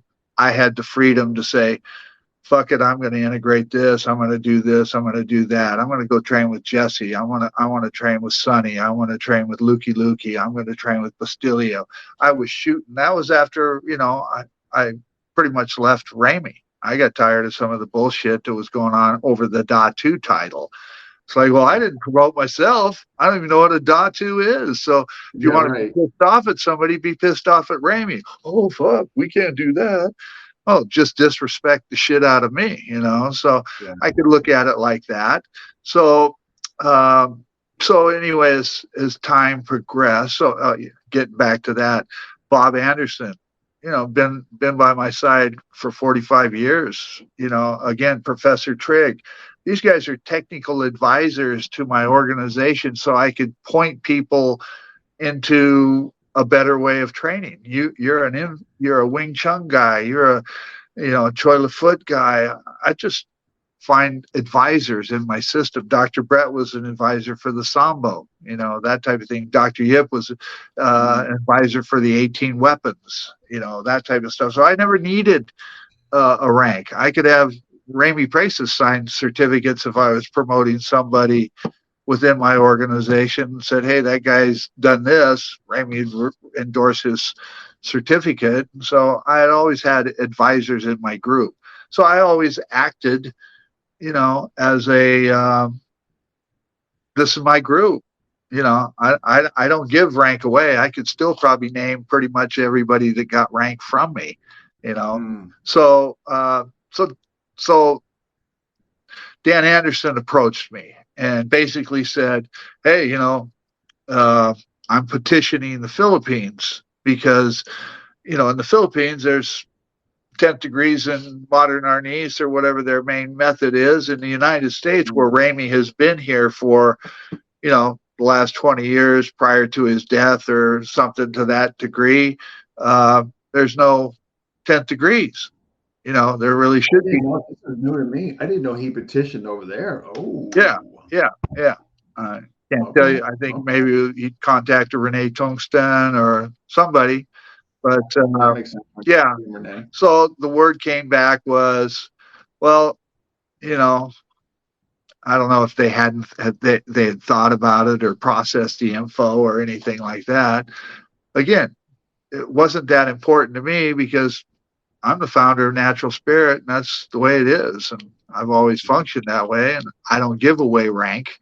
Uh, Once I do acknowledge it, truly earned it, because they got just as many years in the arts as I do, 50, 45, 50, that type of stuff. Or I've known them that long and they were already instructors when I met them.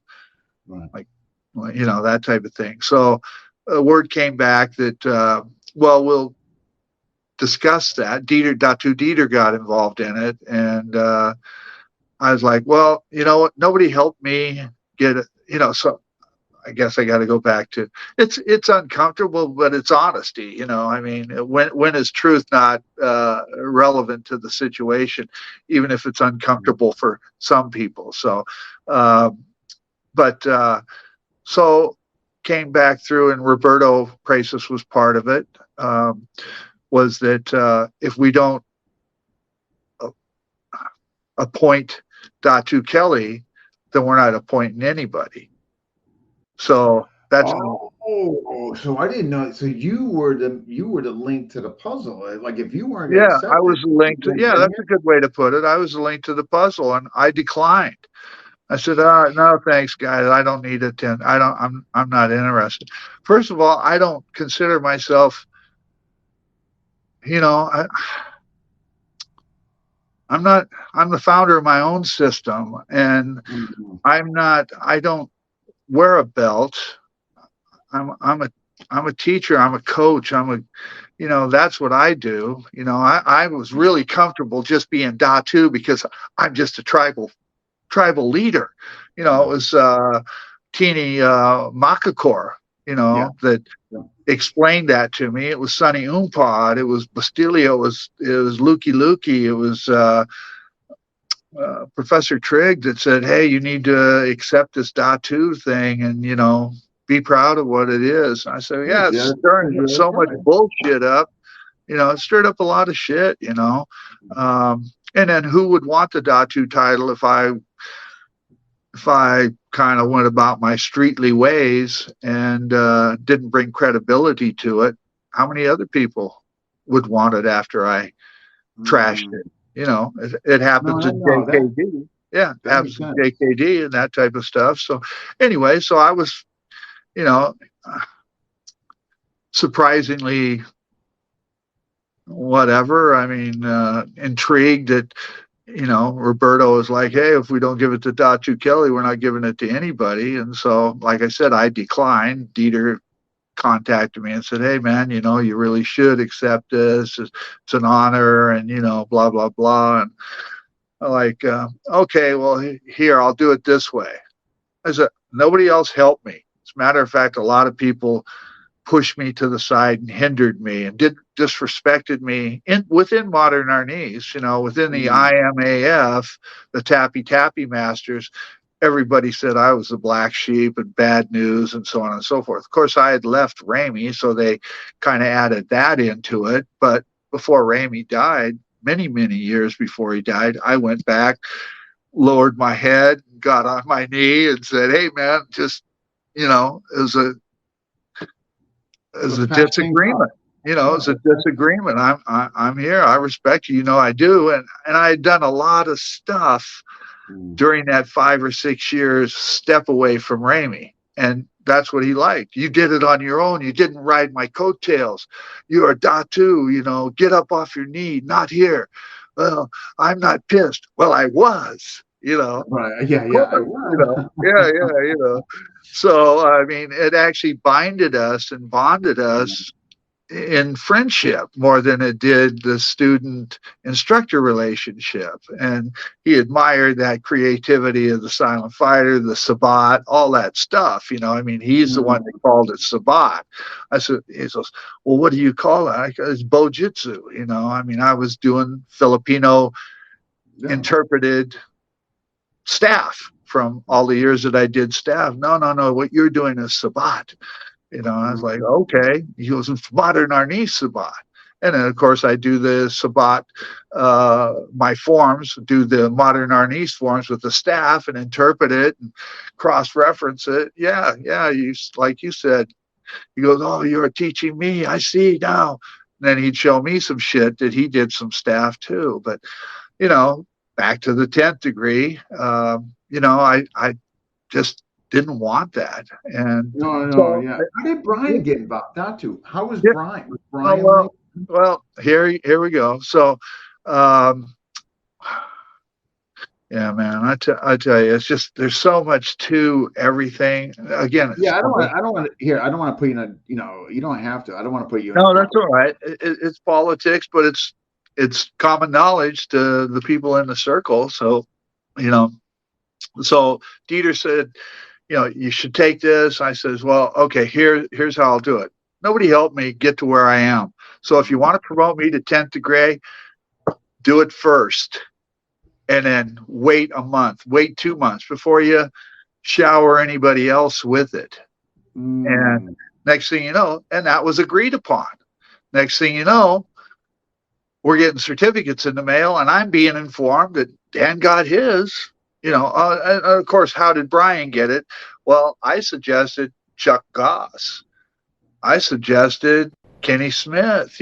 Kenny's might be too young. Chuck's not. But there was disagreements within modern Arnese. I still think Chuck is one of the, most skilled and natural exponents with real world experience as a former cop. And, he's a banger too. Kenny's a nicer guy, but he's definitely highly skilled and that type of thing. So, that was my choice. And of course, Dan was the one that petitioned it. Dan's got his Super Dan status and years and years of point karate. My belief was that point karate never did transfer directly into modern Arnese, but Dan's done a lot of work. He's written a great deal of books and interpreted things in his expression and how he would do things. So I think it all comes out on the floor when you look at how each art is interpreted. And, so far, I really like Dieter's organizational stuff and how well he's a great technician, man, but I see when I trained with Chuck and he invited me back east and I did a workshop with him, Chuck commands that floor. And he may not, the tappy master stepped away from the whole modern Arnese bullshit, and rightly so. Out of the tappy masters, I'd say Chuck and Kenny were the top dogs. Randy Shea screwed the pooch. He was wanted by Interpol for fraud, forgery, and embezzlement. So that kind of sealed his deal as far as where he stands in modern Arnese. And that includes Ramey's property and David Hoffman's property. And, so there was a lot of shit that went down. And Ramey trusted Randy. So really, you backstabbed your teacher on that. So I got nothing to say good about Randy Shea. Jeff Delaney, well, he went his own way. He was the first one to step up and say, I'm the new Grand Master. Well, nobody agreed with it. It created all kinds of politics and bullshit. So who knows what's happening with, Jeff Delaney. I met him once or twice and, so be it. But, so anyway, the certificates arrive. I'm probably the last one to get mine. So instead of Chuck, they chose Brian. And Brian's skilled. Now he's got good technical skill and understanding. I think Brian was a little young for hitting the 10th degree, so all of that to me took away the value of what the 10th degree was to me. I'm still just the Datu. I took one picture with the belt and one picture with the certificate, for Roberto. Because Roberto's trying to do something to keep the family name and the lineage in there. I get it. Okay. Years ago, after Ramey passed away, Rosemary and Ramey Jr. wanted to promote me to. They're the ones who felt that I was representing Professor the best. And, I refused that too. Dude, I don't want to be a grandmaster of a Filipino martial arts. I'm a white dude. This is an integrated system. If I wanted to be strict modern Arnese, I probably could. there's a progression in modern Arnis that's much like Bobby's groupings. I Yeah. don't, nobody, I never been good at that. You know, I learned 22 Shotokan forms and 8 Ishinryu forms and some Gojo Ryu. And at one point in time, I was regulating, monitoring 100 different forms, tam toy, broadsword, bench sets, spear sets, all kinds of shit. I didn't want that. I gave each one of those areas to, you know, one different person, a different person. You handle the Ishinryu, you handle my ex-wife, Smart. you handle the Shotokan. You know, yeah, I want to go here. I want to do this self-expression thing, and you know, Yeah. and I fell in love with modern Arnis, so I just really wanted to take the methodology. I didn't want to be bound even by, you know, knowing all the anyos. I don't do all the modern Arnis anyos. I focus on 1, 2, 3 because I can get anything I want out of those. Simplicity and directness, and you know, and Wally J's small circle jujitsu, and Dr. Brett's sambo, and you know, Lukey's stick boxing and knife boxing, and Yeah. Bastilio's JKD, and Sonny Umpad's fulcrums and releases, and you Mm. know, all of that shit just comes out of me instinctively. I just got little pieces. I wasn't anybody's, you know, direct descendant. My, you know, certificate I got from Professor Trigg and Lukey JKD Collie, it's signed by Trigg, Inosanto, Master Chai, and Herman Sawanda, you know, so that was pretty special. Bastilio's certification made me second generation JKD and a Yeah. senior instructor of IMB. You know, those only mean something to me because I respected those guys so much, and surely I respect Roberto and Renee Tungsten. And as a matter of fact, they sent out certificates. I don't know, sometime for 8th degrees or something. Next thing you know, it's got a list of people's signature on there that I've never even heard of. You know, and I know half of them are half my age. It's just like that was one of the stipulations when I got this 10th degree. I says, yeah, I'll accept it, but I don't want anybody's fucking name on there. Not to be derogatory, just to be expressive. I don't want anybody's name on there that, you know, they ain't at least my age. You know, I'll take Riddell DeGog, I'll take Renee Tungsten, I'll take Roberto Preces, you know, but I don't need second and third generation modern Arnis guys on there, you know. No. Yeah, that goes here. Hey, can I tell you? You want to hear a stupid decision I made regarding Richard Bastillo? He wanted to certify me. I was under Chris Smith, and Chris was under Richard Bastillo, very high up. And he goes, "Hey, you know, Bastillo wants to look at you, and you should do it." And I turned it down.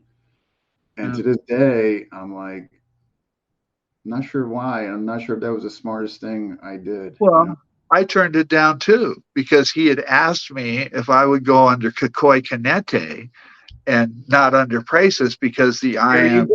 That was part of it. I had to align with Dose Paris. Yeah, exactly. So that's why I declined it. So in the acceptance letter or whatever you want to call it, it says I've known Kelly Worden for 30 plus years. He's the only one that's never asked me for certification. I owe it to the system, you know, and you know, this has nothing to do negative about Guru Dan. So he brought me into the IMB JKD instructor conference and asked me to teach knife. And I was like, well, who else is going to be there? And, you know, he starts rattling off names, including Judo Gene and Gokor. And then Guru Dan's teaching right before me the Monday, and I'm coming in Tuesday, Wednesday. And I said, well, what's Guru Dan teaching? He said, he's teaching knife. And I was like, oh, well, God, thanks a lot, Rich. You know, we were on a first name basis, so I'm not being disrespectful. You know, thanks a lot, Rich. And I says, well, why are you having me teach knife? He goes, because your knife is real. Dan's going to teach classical development and stylistic enhancements. He says, you're going to scare the fucking shit out of them. I like, okay, I'll do just that. You know, I will, I didn't make a lot of friends, you know, because I was like, cut his fucking throat, slam him through the wall. Why are we doing this? Because the son of a bitch did a home intrusion and we're protecting our family. So yeah, if a son of a bitch is coming at you with a knife, you better engage this with real intent. So 100. again, I'm not there to make friends. When I was at Ranger Battalion, they brought me in because Hoyce and Horian were there. They charged $18,000 for a week of combatives. So command got upset because basically they were barefoot rolling around on mats. It's a Ranger Battalion. So they called me in and they said, "Hey, would you come in and teach some knife?" I said, "Yeah, sure, man." And you know, we could pay you, you know, I think it was $1,500 for 3 days. I said, "Well, what did the Gracies get?" He goes, $18,000 for a week's worth of grappling. So I came in there with an attitude. I took the front of the class. I pulled a live blade off my hip and I says, "Okay, three of you fucking guys come up here and show me how you're going to grapple me to the ground. I'm a third world operative and I'm non-compliant." And they all looked at me like I was full of shit or just, you know, whatever. It was deer in the headlights moment. Hoyce and Horian were standing in the back of the room. And I said, "Okay, let's do this. Pull your finger out of your ass, because if I'm standing here hostile with a knife and I'm non-compliant, shoot me." And that's how I started my seminar. You know, I mean, you know, and it's not like I was challenging the Gracies, because No, no, no, right. on the mats, that's their game. But in the parking lot or a close quarter environment with floors, walls, tables, chairs, and I got a knife, don't try to fucking wrestle with me, Yeah. you know. And No, you know, I'd make it, you know, 2 minutes in a UFC match just from cardio. And I'm not a, you know, if I can't finger a guy in the eye or, you know, do something drastically brutal, I'm not, you know, throw a table or a chair. What am I doing? I'm not a competitor. I gave that up when I was in my 30s.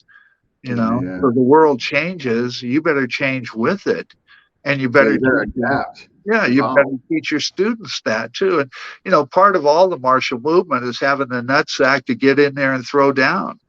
You know, having realized that you're going to get hurt, but you're protecting your family. That's why I use that term. You're a bodyguard 24/7. Even if you're alone and you get in a parking lot scuffle, you know, you got to go home. You get your ass kicked and they take your keys and you click your car. Oh, look, it's that car. Look, there's his registration. We took his wallet too. Man, his old lady looks good. Let's do a home intrusion, you know. Or you go to the hospital, you don't have any ID, you know, or you go to the hospital. Now you can't make it to your job. Your boss doesn't understand because he knows you're kind of a rowdy prick anyway. So it's probably your fault. You get shoehorned into all these social idealistic viewpoints, or you go to jail. You got to get bailed out. You spend your rent money or your house payment on bail. You're getting an attorney. So where's the bodyguard? How are you protecting your family when you've just got into a stupid confrontation? You're going to the hospital. You got to pay bail when you get out, and you got to hire an attorney. Shit, I can't make the car payment or the house payment, and I don't have a job. So where is it I'm a bodyguard? Where am I protecting my family? A bodyguard just isn't the physical actions. It's all the shit that goes along with the conflict resolution and, you know, escalation of force, you know, that type of thing. So you're a bodyguard 24/7, you know, and people just misinterpret that. Also, we have to fight like a wounded bear. We talked about the psychological elements of trying to assess what this guy's approaching you for and how he's approaching it. As soon as we're thinking that type of shit, we're already at a disadvantage. He's got the leading edge on us. He knows what he wants to do. We don't know what he wants to do. So, you know, we have to fight like a wounded bear. Like we got 10 seconds worth of game. He's younger, he's stronger, and he knows what he's doing. So, you know, you take little things like that. That's that injury. How did my art evolve? Through injuries, through having to adapt to an environment that I was unfamiliar with. So, you know, you just start creating your own formulation, and then not giving a shit about style, not giving a Yeah. shit about rank. That rank ain't gonna save your fucking ass. No. It's cool in the environment in the dojo, but how good is your paper that you're passing on to the next generation if they're not believing in your shit? You're really not seasoned. If you're No. teaching knife and you've never really taught people, I haven't had to shank anybody. I've been cut 2 3 times in weird conflicts. Guy had a knife to my brother's throat, and I had the opportunity to grab the guy. I didn't want to cut his throat, so I turned his wrist around so the dull edge was against his throat and said, "Now back the fuck up." And he did. He released his tension. Then when I released mine, he followed through and almost cut my fucking Oh. index finger off, right? And then my brother hit him, knocked his ass out. But I mean, the damage to me was already done. But so I learned a vicious lesson there. You Mm. know, God, I've seen people shanked and really injured bad, and so I take teaching knife. Seriously. Yeah, yeah, yeah. And Sonny hit a good one too. Knife is beautiful, but it gets dark with just just drawing Doesn't blood. it? It moves so Yeah, beautifully. It's yeah, eloquent and all yeah, that, but the yeah. darkness of it Exactly. is. Yeah, Ugh. you said something about the center line stuff and that type of thing. Well, when I showed Ramey what I was doing with the fulcrums and the releases, and Ramey's like, "Well, you already have that." I goes, "Well, I do." He goes, "Well, I'm left-handed," and so he just took his left hand, his right, and started doing that. He goes, "Look, the fulcrum is right there, and the releases are there." But Mm. Sonny organized them, structured them, and put them in that template. Now I got a little tiny bit from Sonny, just enough to add to my curriculum, just That's like with I your got stumble from wheel. Jesse. Jesse, I formulated. That's what I taught the soldiers was standing grappling. Jesse was a judo guy. Then he learned Chi Sao, but Ed Hart was a boxer and his roommate. Ed Hart was Bruce's second student. Nobody hears much out of Ed because Ed designed his life around seclusion. And so Jesse was the front guy. Uh, so, it was just a natural integration for me to take the Chi Sao into the standing grappling that fit Mm. really well into Wally J's joint manipulation, the C-Lot foot trapping, the Price's close quarter, striking, and, Muay Thai elbows and my Western boxing. I can't say I planned any of this shit. It Mm. flowed together based off how it laid together. So, in that regard, I call all of this a weird destiny trip, man, because I didn't plan any of it. I It's a didn't pretty plan cool my trip. yeah, I No, didn't you plan can't. any of my associates.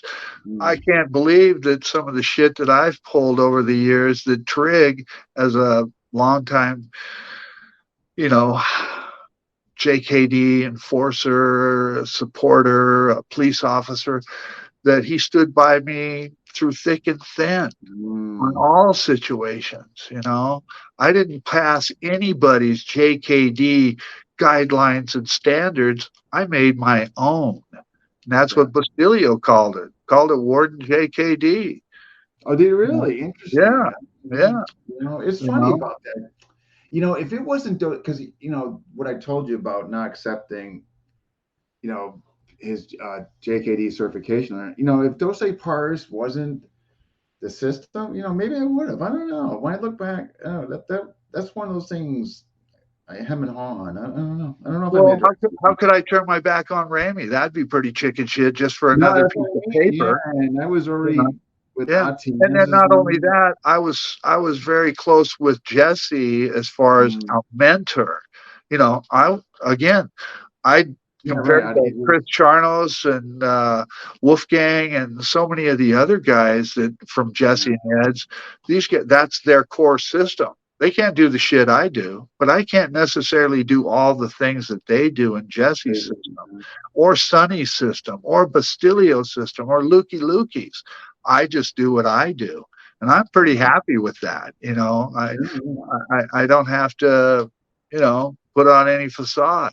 You know, the sea lot I got, I rape, robbed, and pillaged. You know, I grabbed what I wanted. It related so close to karate, just at close quarter range, especially if you take the karate structure, the sea lot mindset, and add Jesse's non-classical gung fu and so many other things. It's just like, wow, you know, why do you need more?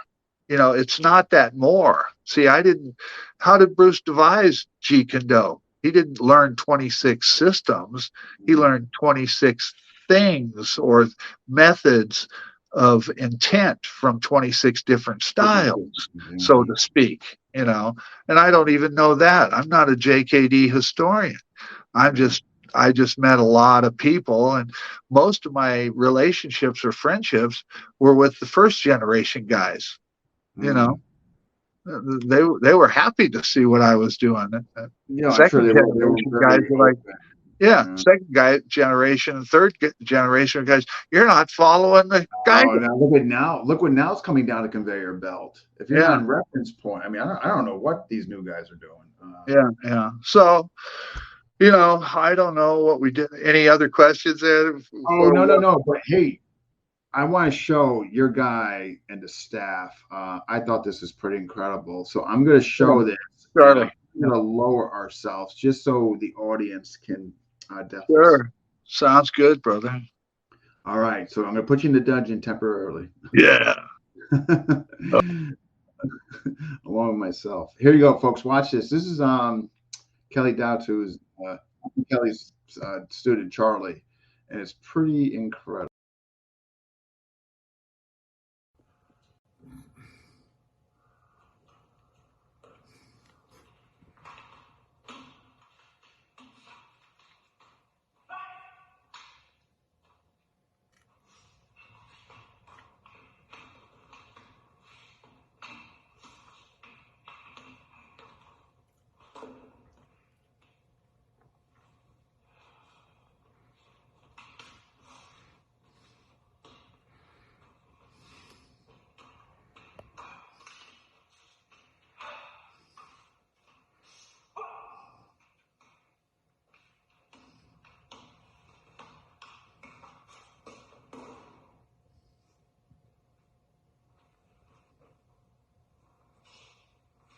Kind of like that.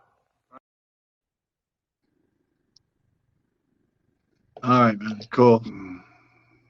That was incredible. Yeah, you know, that was spontaneous. Charlie had no idea. I just call him up from time to time. And, you know, there's two-man sets, and then there's early progressive sets, and there's a 10-point staff striking system, a block system, and then there's an empty hand interpretation for that. Now, if you take that staff set that Charlie did and you go, okay, now do it empty-handed.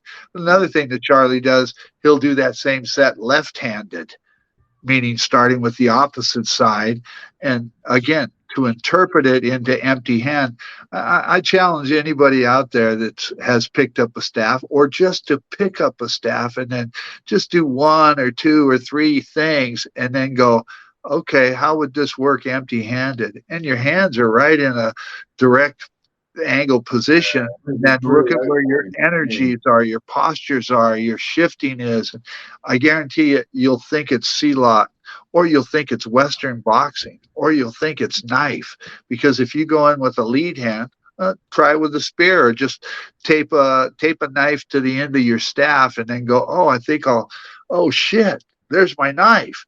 Now, you know, go to your knife movement. Now, do your empty hand checking. That's your left hand with the staff.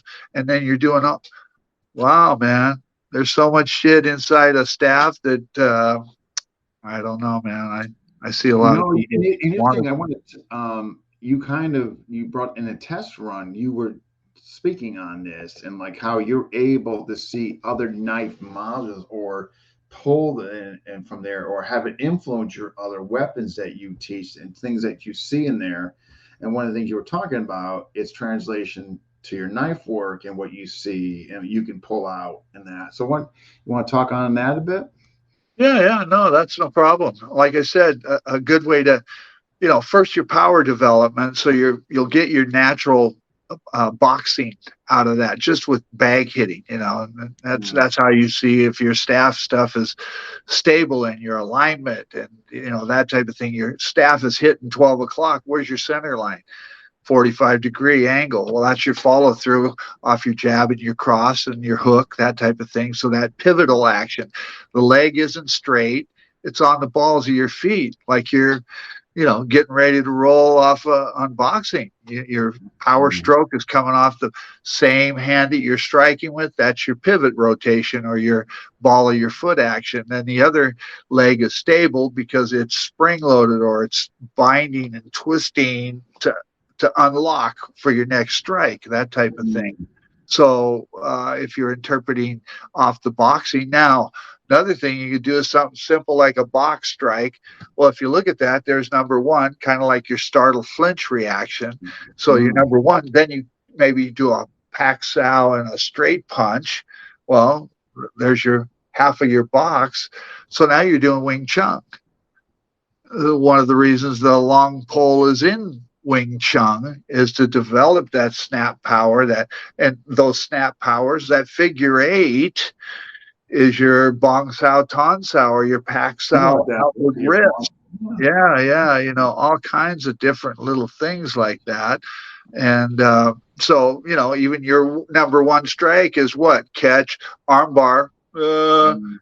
It's just a number one strike with the staff, that type of thing. So if you go to your knife work, and this is the Priceless Legacy, by the way. We should talk about that just really quick. But you go to your knife work and you're doing that pass. Well, once you enter the pass, where's your check hand? Again, that's with your spear, and you could cut and you can return. So you could pass, cut the belly, cut the ankle, come back and cut the throat, then enter and knock out with your puño strike, redirect it, distance out, cut back again. So all your spear art is going to be enhanced with body mechanics. See, working your knife is cool, and it's hand speed and a little bit of body mechanics, but grab a big ass spear and try to move that thing around, and now you got to enhance the body mechanics. Keep in mind, if it's a leather coat or something like that, an arm or a wrist cut isn't going to do the damage you think it is, but the body mechanics will force that weapon through that tissue or that leather and that type of thing. So, you look at it that way. And so, yeah, I mean, the only way you'll find out is to actually do it. Me talking shit up here because that's one of my favorite weapons. It's a developmental weapon. It's the weapon that happens long before we get into knife or spear or knife or stick or anything like that.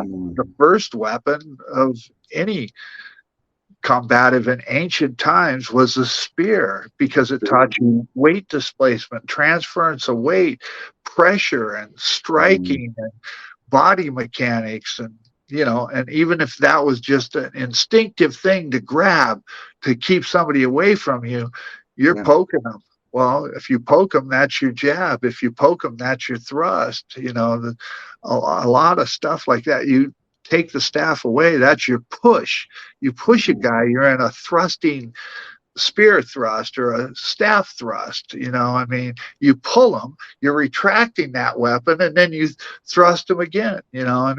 A lot of people have negative stuff about Seagal, but at least he brought that element of what functional Aikido could look like. Even though it's choreographed, it's brutal. You stab somebody, retract it, and throw it.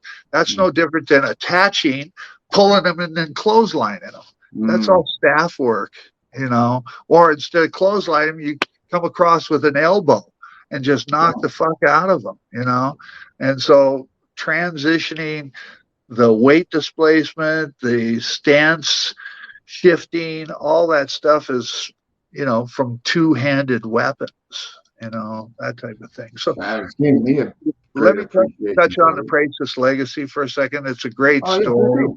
I had a few. This is Mosaic Damascus. I don't know if you can really see it, but I actually can you hold it closer to camera? Yeah, now people can see it now. Yeah, so it's Mosaic Damascus. It's not the original one. I probably should have pulled that one out. It's in the safe, but the original one, if you look at there we go. So the curve here, think of that as a forehead. Think of that as the nose, and this dips down. So that type of thing. So first of all, I made that dip in the back of the blade accidentally, and then I just threw the whole thing to the side.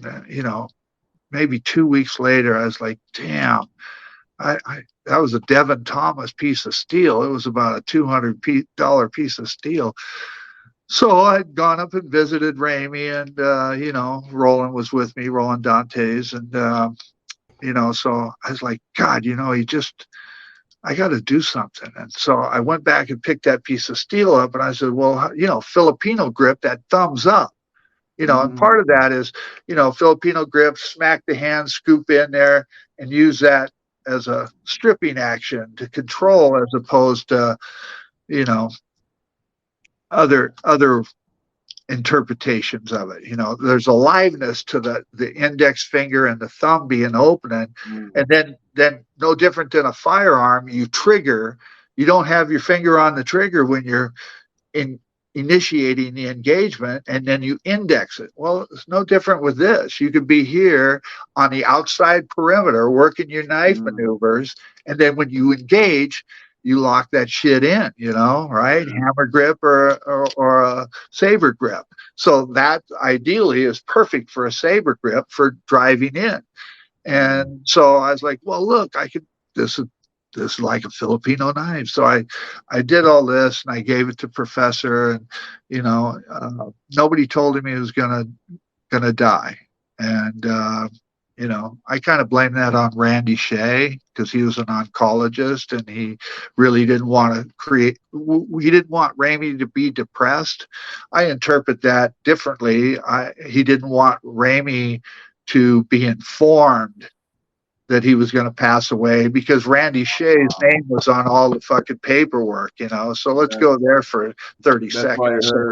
Yeah, a little bit of manipulation there. So Ramey, then by the time he realized he's going to die, it's too late to do anything. That's where the will got all screwed up. Yeah, a lot of shit with that. And so anyway, I said to Ramey, I said, kind of to break it gently, I was like, Professor, I want to give you this knife. This is your knife. And he's like, oh, I said, but we need to name it. And I already knew what I was going to say.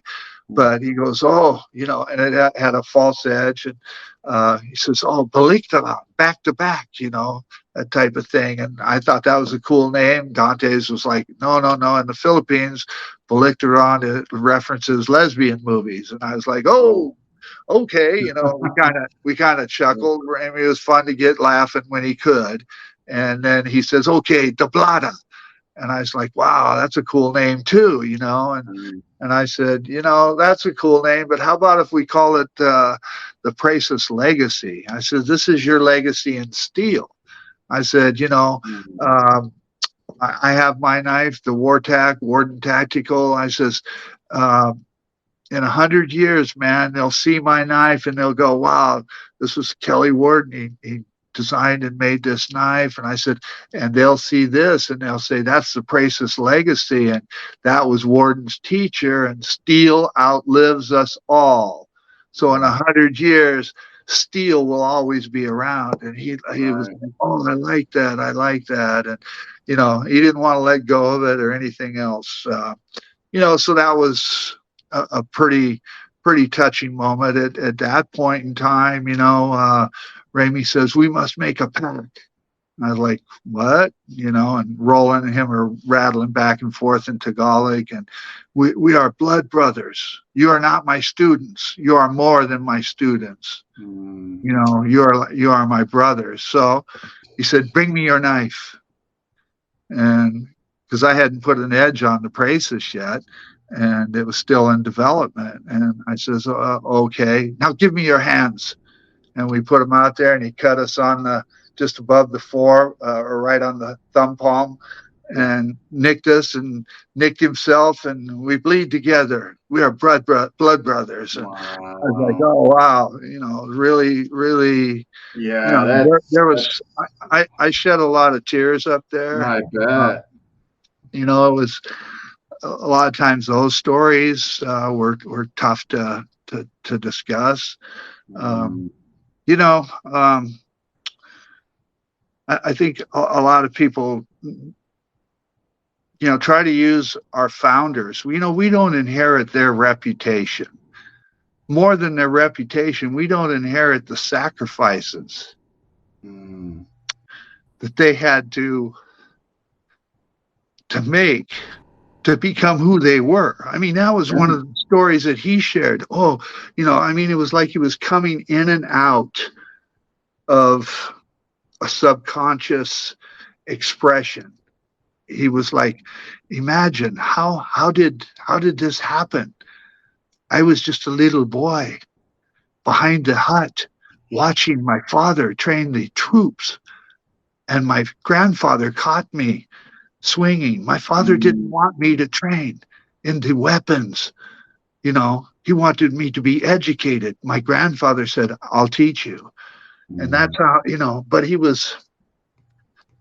that was tough to to have him literally going in and out of that. Um, you and to know, be this, asking himself. He was really asking us, you know, surreal. Wow. how did this happen? How did I do this? And now it's fame. And of course, Roland was interjecting, because Ramey had told Roland, "You write the book now." David Foggy's supposed to have Roland's all his notes and all his stuff. I wrote the Right forward. here. Yeah. Yeah, I wrote the forward to that. It was already done, and I had given it to Roland before he'd passed away. And but Ramey's most important message to Roland was, "You cover all the teachers. You cover all the teachers, not just me," because Mm, he was he wanted the cultural art, and then all those teachers that had sacrificed, and he mm, wanted their names known. So he was a stepping stone, and that's how he perceived it. You know, uh, so that's why I get pissed off when people just throw a teacher's name out. And that's why I clarify that I just got little bits and pieces. There are lineage holders of each one of these teachers that really truly deserve the respect for those heritages and passing that legacy on as completely as they can. Trig is like that. Trig's got all these separate books. And when he teaches Lamaico. When he teaches mm, Alistromo. When he teaches this, he teaches Serrata. He teaches Batika Nagara. He teaches Manda Muda. There's so much the people that don't understand. Inosano didn't accept the responsibility for Lamaico. He passed it to Trig because he had enough things. He didn't. yeah, he didn't want the presidency. Yeah, Right. I remember. he didn't take the mantle for Manda Muda. Trig did, for Herman, and so that's why I don't claim much of anything from anybody. I'm a master thief. I'm like Ramey. He could integrate anything to his art, and so that was the gift he gave me. So on that note, Well, I know you're that doing this was fantastic. the only knife that Ramey ever authorized his name to be affiliated with and associated with. So that being said, I just want to ask Bram, who's probably watching this, what the fuck gives you the right to go, I've developed the Praces family bolo. You're going to tell me that Ramey left the country and then went back to the plantation or the homeland and picked up the family bolo and gave it to you, and then you created the system. But that system didn't come out until after Ramey died. Now, I talked to a lot of people in modern Arnese, including Renee Tungsten, who said he was on the property in 1969 and said, I've never heard or seen anything such as a Pracis family bolo. Now, if you want to tribute something to the Pracis family, I talked to Rosemary. I talked to Ramey Jr. I talked to Rodell. How come these guys? How come and how about any modern Arnese guy? Dieter had one made for him by Rodell. What did Rodell call it? The Datu bolo. He didn't call it the Pracis family bolo design. You know, so I mean, I'm all for innovation and integration and do what you want to do, but be really careful how you use another person's name after that person has died. And you're going to tell me, as close as I was to Professor and Chuck Goss and Kenny Smith and a lot of other people, that the bolo was never mentioned, that there was a family bolo treasured. You know, that's bullshit. Sorry. And that might piss off a lot of people, but, you know, you're also being sold something that never existed. Somebody's telling you existed. There might have been a bolo in the woodshed or the wood pile. There's a bolo in everybody's wood pile in the Philippines, but don't tell me it was a family designed bolo and Mrs. Pracis, Rosemary, and Ramey Jr. had never heard of it or never knows what you're talking about. So, you know, sorry to disappoint people, but it ain't the first bullshit story I've heard, but it's probably the first one I've made public so far. So anyway, on that note, yeah, there's more shit in the wood pile, but you know, we'll see how this one flies. So no, I mean, anyway, this was sorry for the emotional trip. No, my gosh, no, I think you're being so sincere, and I mean, you're letting it out, and it's resonating through you what he, you know, Remy and what he did for you, and no, you don't need to apologize. Well, you know, and when is truth not important? Just because of somebody else's reputation is in, you know, I mean, there's so much to that story. You know, Ramey was pretty open with stuff. There was no set system of bolo. He didn't teach knife because he didn't want people to think he was a fucking lunatic. You know, right. He taught me how to translate knife because I'm sitting here at Fort Lewis, McCord, and Bangor's military base. I'm in a triangled regional position of the military base. And maybe that's why I got the contracts I got with First Group. You know, maybe that's why I'm still associated with many guys for the First Group. Maybe that's why General Tony and Lawrence Jordan, who was the representative for use of SOC and went to all the bases, considered my program. I got the letter as in the top 3 of all the Special Forces units. You know, Mike Pick was another one. I think he was teaching 7th group or 5th group, you know, but nonetheless, all I remember was it was classified. It's been released. Wasn't something we could pin onto our hat and go, oh yeah, hey, by the way, I'm the only one fucking teaching machete. Why? Because they're going to third world countries and machete is a threat. You know, I don't know, man. You know, shit happened. Like I said, I didn't plan anything. I didn't approach them. Yeah, I turned down the contract. I didn't want it. I was injured.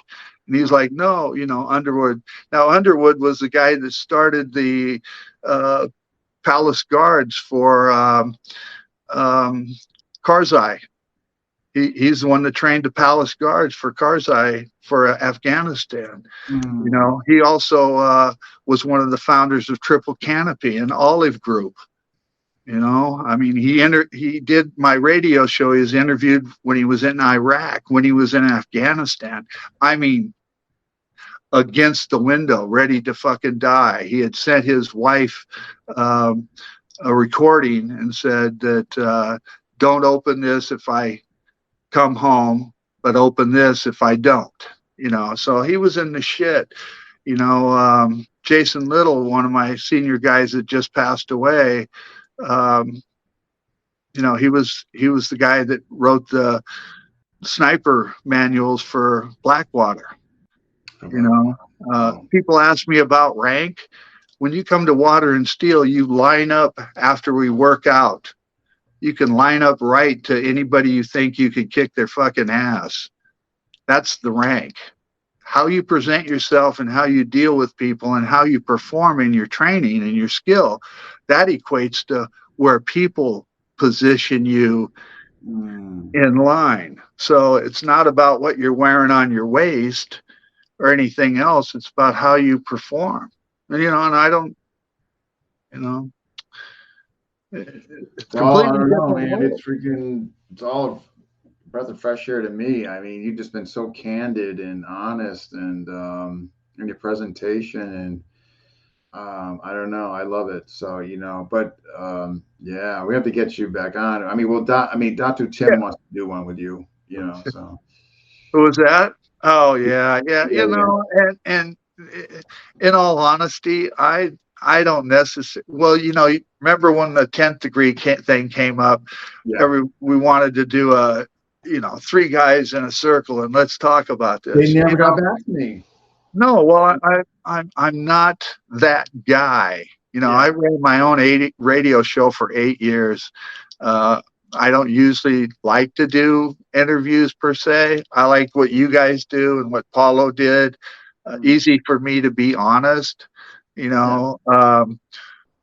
And out of all the Ramey students, we're all different because we bring our emotions to that and our background. I think our background and our how we grew up in our environment is relative to how we do that. I just can't remember that many in modern Arnis that were overly influenced by a bunch of outlaw bikers. And, you know, sometimes, you know, I literally say if it was for martial arts, I'd be prison or dead. And not that I was that bad of a kid. I just know people that died doing similar shit that I did, either sticking your nose in business that you shouldn't have been, or back in your territory and your turf, because if somebody's intruding, you know, I wrote that in the article in Full Contact years ago, The Rare American Art of Bikeroo Quan Gun Jitsu. Well, what the fuck is that? Well, that means if you go into a biker bar, you better not go in there flashing shit that you know, I'm going in a 3-piece suit with my Corvette parked out front and I'm trying to hit on somebody's old lady.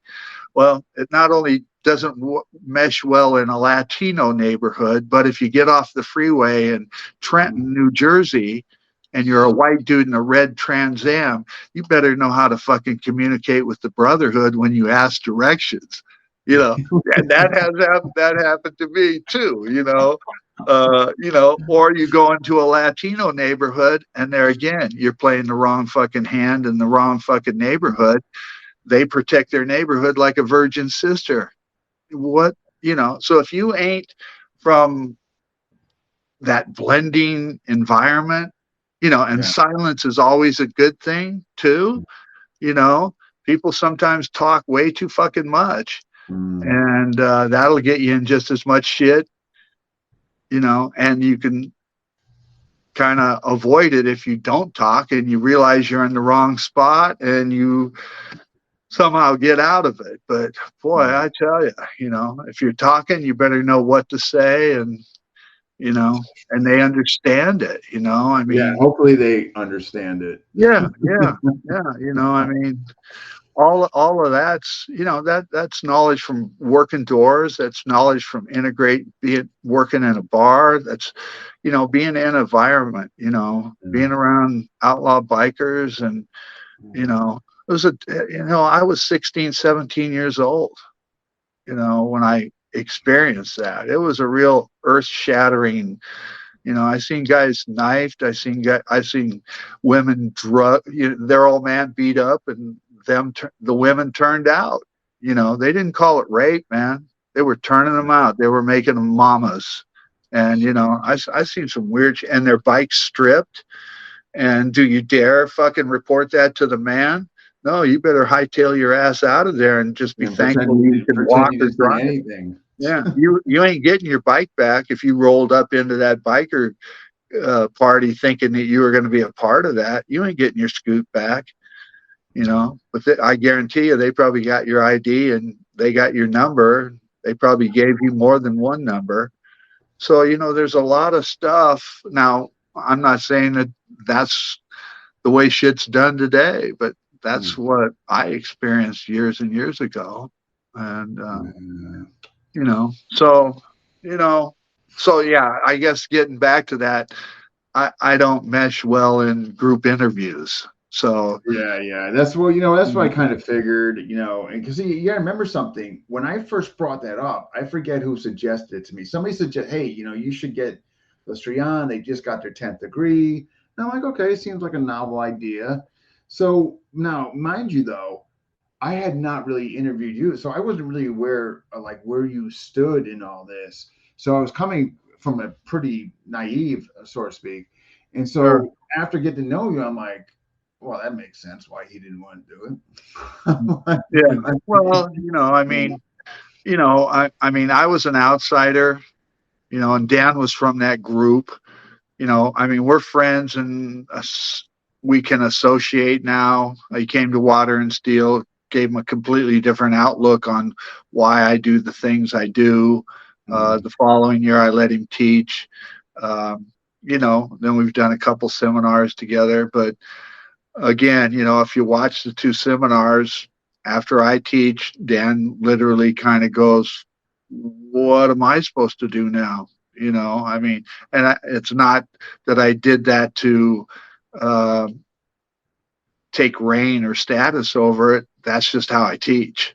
So I'm not always a good guy to follow if that's what your game is. I wouldn't want to follow Ramey. I taught up at Bobby's, and I opened the floor with, hey man, I'm not going to try to compare my stick to Bobby's by any stretch, but I'll teach knife. And translate that so you see and understand what it is I'm doing. So, I know my place. I wouldn't try to outclass, Inosanto, wouldn't try to outclass Bastilio, I wouldn't try to outclass Sonny. That's illogical. I wouldn't try to, stick one in on Jesse, not if I wanted my teeth, because different world, different times, different place, have a little respect, that type of thing. But when it's my time on the floor, I just command my position and do what I do. And, when I was with SF, I usually had to pick the biggest guy because I got gray hair. I'm a little bit older than most of those guys. So I got to convince them that everything is real. And, any of my students that attended, included Belton, when I'd go to SF, they're like, wow, he teaches completely different to these soldiers. And I touched on that yesterday when I said there's military training, then there's police training, then there's civilian training. And each one has a acceptable level of force. Now, in your house, we're all soldiers. Yeah, 100%. All bets are off. Yeah. You see, so, but we have to understand those levels of escalation and, the force continuum to really apply what it is we understand. And doing door work and then laying it out like you're a fucking military operator ain't going to fly with the court system. So you're just walking your way right into jail. That's kind of what I meant by, that's kind of what I meant by throwing that guy out of my group and saying, until you learn some Muay Thai, some MMA, or some BJJ, and you take the 4-month beating that you're going to take, I'm not teaching you any more stick and knife, because I think you'll abuse what it is I'm trying to offer you. So I just threw his ass out of the group because, he's acting like, I'm getting the best of everything. So he'd be the first one to throw down in a knife on a verbal confrontation or a fisticuff situation. Yeah, Lowe's parking lot. You know what I mean? Yeah, exactly. So I just said, hey man, this was only a month ago. I said, get the fuck out of here. But it took a while. We just, it took a while to assess, and mostly him opening his mouth. Oh, this happened, this happened, this happened. Well, every fucking time you come in here, you got a new drama story. You're just a magnet for trouble. That being said, and I wasn't the only one. Just like I said, I let my students tell me who should be assessed for rank, because they're getting told stories in the bathroom, or, oh yeah, this happened. If I asked them that shit, they ain't gonna tell me. But the students, they're more than well, anybody with an attitude or a chip, they're willing to throw that out to gain status. Let me puff this shit up, So I let my students assess and evaluate. Then I go by their assessment and evaluation. Oh, I like that. Yeah. Well, they're the ones. Hey, granted, anybody as teachers aren't going to be around. So who has to put up with that bullshit after they get my paperwork? Yeah, when we're done, right? Yeah. You see? So I don't think a lot of teachers think like that. Oh, this guy's going to represent me forever. Forever. He'll be dropping my name till the end of time. Hopefully he's not doing time while he's dropping my name. So that's funny. Anyway, we probably had fun. I do this is, show you this Bowie I just finished. So got done with this, and I don't know what to call it, so I call it the Worden Bowie. But hey, that's appropriate. It's got kind of a Persian thing, kind of a Persian, and there again, knife designs. Shit, oh dear, man, we're just recreating from the eras of people that used them in real time. So, there's a handle, there's a guard, there's a knife, there's an edge, and there's thousands of configurations. And then you take the attributes of this and the attributes of that, and you apply it in your making, Ed Shamp told me, he goes, in every piece of steel, there's a knife just waiting to be discovered. Ready to be discovered and made. Yeah. It's just like the Pracis knife. I threw it away. And then next thing you know, I'm like, well, I just didn't think it through. This is damn beneficial, Yeah. So, well, anyway, I want to thank you for letting me ramble on. Oh my gosh. Oh, it was a pleasure. And if I offended anybody, I apologize for that. But it is what it is, man. I'm just being sometimes, you got to do. It's I don't know. The comments speak for themselves coming in here. Chad Bailey just said, fantastic interview. People enjoyed hearing you speak. So I think you're good. Yeah, cool, man. All right, well, let's close out, and all right. Well, hey, we'll touch base. You're always welcome to call me. Yeah. That's another thing. I'm not inaccessible. My phone number is on my website, so I get emails. I call them hits from around the world. Hits from around the world. Okay. Yeah, because that's what it is. Hey, I got actually Jason Little, the guy I was talking about, that wrote the manuals for Blackwater. He was in charge of Ranger Battalion combatives for 7 years when I was teaching first group. So he didn't really get to come into my training, and he also did 18 deployments. And you can imagine where at that point in time. So he first found out about me when he was 17, and he bought Destroy Trap Lock from Paladin Press. And then he got stationed here at Fort Lewis, and He's like, wow, there's that guy. So, There's- I didn't let him come into my class. He called me up and he said, hey, yeah, I've been in charge of Ranger Battalion for 7 years. It's combatives. I did Gracie BJJ. I did yeah. the Muay Thai. I said, oh, cool, man. Well, there's a school here. There's a school there. Good luck. Click. And I hung up on him. And he called me back 10, 15 minutes later. He goes, I think I misrepresented myself. I've done all that. I want what you do. And then he attended one seminar. We were pretty much inseparable. As a matter of fact, I could pretty much say he was part of who saved my life when I went through the kidney failure and the cancer. Oh, good. So he was a medic too. He was a medic, so he was always questioning the doctors on every treatment that they did to me. Oh, So it's nice to have somebody in your corner like that. yeah, yeah. So I mean, again, it was a destiny thing, and I didn't plan any of this shit. So I close out with saying, follow your heart to guide your art. And if you're being true to yourself, and true to and loyal to those that shared with you, and you're not stealing their reputation or their name or, their sacrifices, then you can follow your heart, and that'll guide your art. So, I love that. Follow your heart to guide your heart, man. yeah. Love that. Love that. Wow. Well, again, I want to thank you for coming on and doing this. I really appreciate it. And yeah, I don't want to be a stranger because I do have some questions afterwards. I'm going to send you tomorrow more on your material that I can access. You should be at Water and Steel, man. You should be there. I can't. Yeah, I know. I got.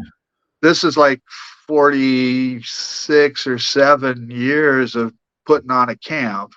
Yeah. And I like my title. I'm passing it on. I mean, it should be Belton's camp next, or maybe Jeff's, or somebody that wants to, I don't mind being a guest, but boy, it's a lot of work. And,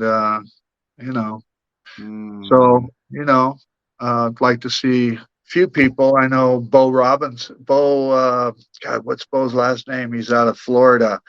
Bo, he's modern Arnis guy, big dude, real talented too. No. Yeah, no, I'm pretty familiar with all the Florida guys. Like, well, Bruce, I'm getting old and I'm burnt out. I can't remember everything. Yeah, but I mean, he was at the camp 2 years ago, and he said he's coming back this year. But Jackson? Yeah, that's it. Yeah. Okay, yeah. Chad just came up with it. Okay. Yeah. So I mean, there's a lot of people that roll in. Mick Nichols out of Australia. He used to come to it, and then I got hurt pretty bad, and it was difficult for him to make it. But Alec Corper from the Netherlands, an amazing Aikijitsu guy that blends it with Chen Tai Chi and his joint manipulation. And he's from one of Yeshiba's senior guys. It was really an undercover Aikijitsu guy, Aikido guy. And he integrated the NSI into that. He was a Kyoshinkai practitioner prior to that. He was also a stagehand in one of the beginning bars. He had Jim Morrison rip a Triumph into the nightclub, spin donuts on the floor, and pass out, with his bike crashing. Took him in the back, put him to sleep, cut a couple lines for him before it was ready to go into performance. And I mean, just the personalities that come to the camp is just it's more spectacular than you can imagine. And if I wasn't the guy that put the camp on, I'd go just to meet these guys. Bob Anderson, oh my gosh, bodyguard for Lech Walesa, King of Morocco, Harrison Ford, Oliver North, Johnson and Johnson. I mean, just his personal stories of his executive protection. The top graduate at ESI when it was formulated based on physical training. He was executive protection for Kaji Kembo, with the Mohawk on UFC. Damn. I Yeah, can't I think know, right I now. know. Yeah, Um, yeah, I know. I shouldn't forget it. the anti-grip. Oh my God. Yeah, yeah. Chuck Liddell. Yeah, Chuck yeah. Liddell. So Yeah. Bob was doing his executive protection when they go to UFC fights and things like that, but they didn't even know who Bob was. But Mm. yeah, he's pretty amazing. So there's been a lot of different people like that. Oh wow. Dr. Yip and so yeah, it's been and Jesse just amazing stuff and Lukey and there's just 45 years of different people coming in. And so yeah, try to make it fun.